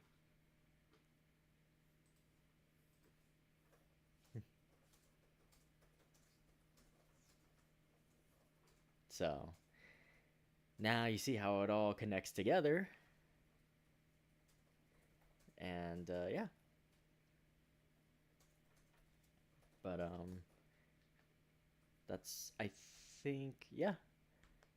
So after this, next week we will be starting the final case. I know this one's going to be a long one, so I'm either going to have to make the streams longer to compensate, or I'm going to have to do many stream, because this one's going to be a bit of a crazy one.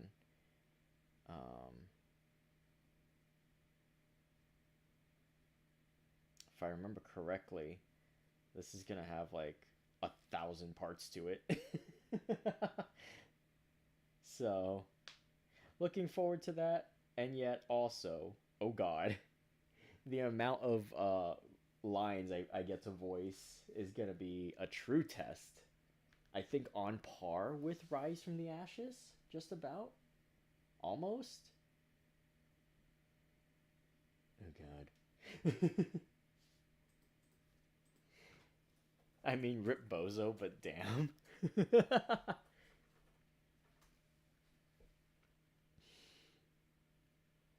Smiles and last case of investigations.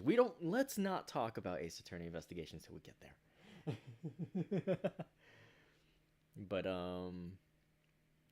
yeah, that was fun. I had a lot of fun voicing this one, because I've been looking forward to voicing Diego and returning to voicing Dahlia.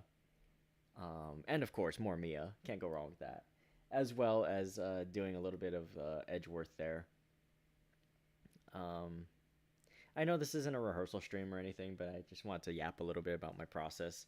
Did any of you pick up on what I was doing with Edgeworth there?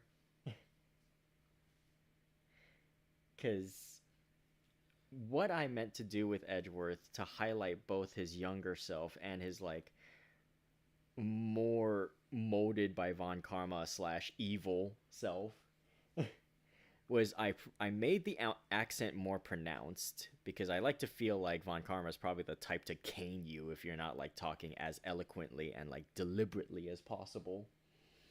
And also, not only did I deepen the enunciation of the words, but I also tried to like kind of make him pitch his voice down to what he would eventually sound like. Because, you know, he's 20 years old. Nobody's going to take a baby-faced first-time prosecutor seriously, no matter who he's trained by. So, you know, that's why he's wearing that ostentatious outfit that looks a little like Manfred's. That's why he kind of sounded not like always. Yeah, exactly. That's the process I was going for. And then, of course, I wanted to give Mia that younger voice that I gave her in Turnabout Memories, because, you know, she doesn't have quite that mature... you know, veteran or mentor aura yet, so that's why she sounds a little bit more girlish, but not nearly as girlish as the ultimate evil, who I really had to push the limits of my upper range for that one, because I basically have to. The way I try to make Dahlia sound is like, what if Fluttershy, but you can tell that there's a knife in her hand behind her back?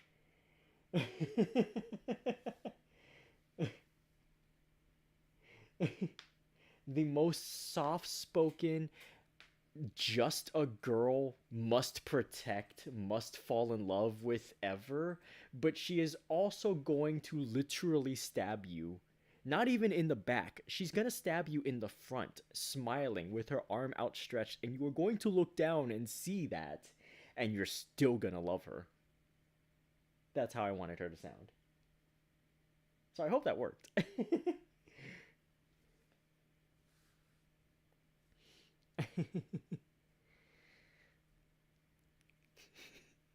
The fear emojis. And then, of course, with, you know, Diego, I just wanted to make him sound like a noir-type Riz master. But, like, obviously, the script did not help, because, my god, if anyone said that to me, especially like today, I would probably glass him.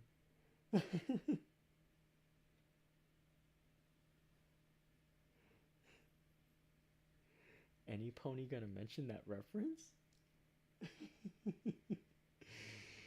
Oh, smack his nuts. And then, of course, Terry is written as a very like simple kind of guy. He seems very like developmentally stunted.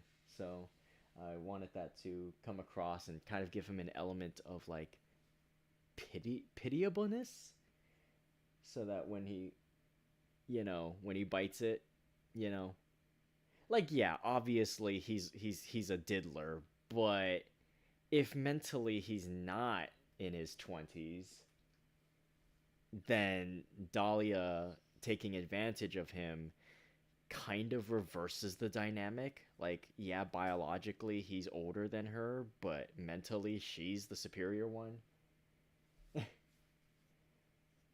you know, Obviously, again, he's still not right for doing that. Nobody's right for doing that, and I still do not forgive Turnabout Big Top for all of that. But at least this guy has some sort of excuse. Justification. No, not justification. Rationale for doing that. He kind of gives me Lenny vibes from Mice and Men by George Steinbeck. If you guys have read that one, he's the like there's Lenny and George, and obviously Lenny's like the simple guy. He's a little dull in the head, and he's very childlike mentally. So that's kind of the vibe I was going for. What about the rabbits, George? Kind of thing.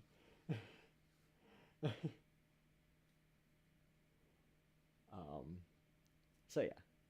Anyway, that's my ramble. As for the Canadian judge, I don't have a proper excuse for that voice. I don't know what to give him. I just wanted to make him sound different from default Frank Judge. And he seems younger, so I wanted to give him a little bit more of a more like energetic voice. Hopefully that guy doesn't come back, because honestly I don't know how the fuck to voice him. If he does, I'll have to try to give him a different voice, but I kinda like this voice I gave him, eh? My apologies to every Canadian Rainiac and Langster out there.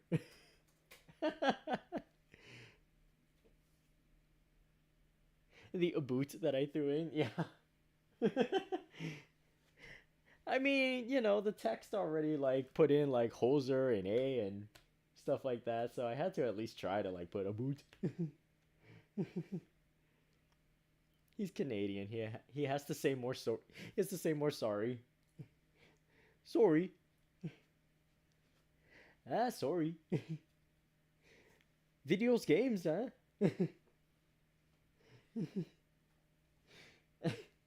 How you can tell a production is made in Canada. They say video games as videos game. Anyway. Okay, I think I've eaten up enough of y'all's time. Okay, KO reference. Maybe.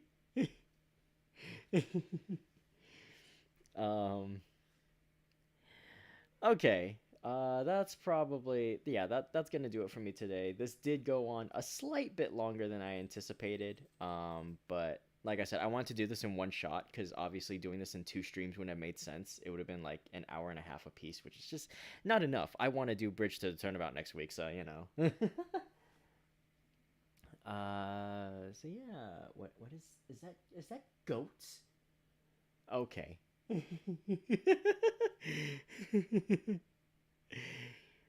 Let's see. I'm done for all my scheduled streams for this week. I may have some time tomorrow or Friday, depending on how things shake out.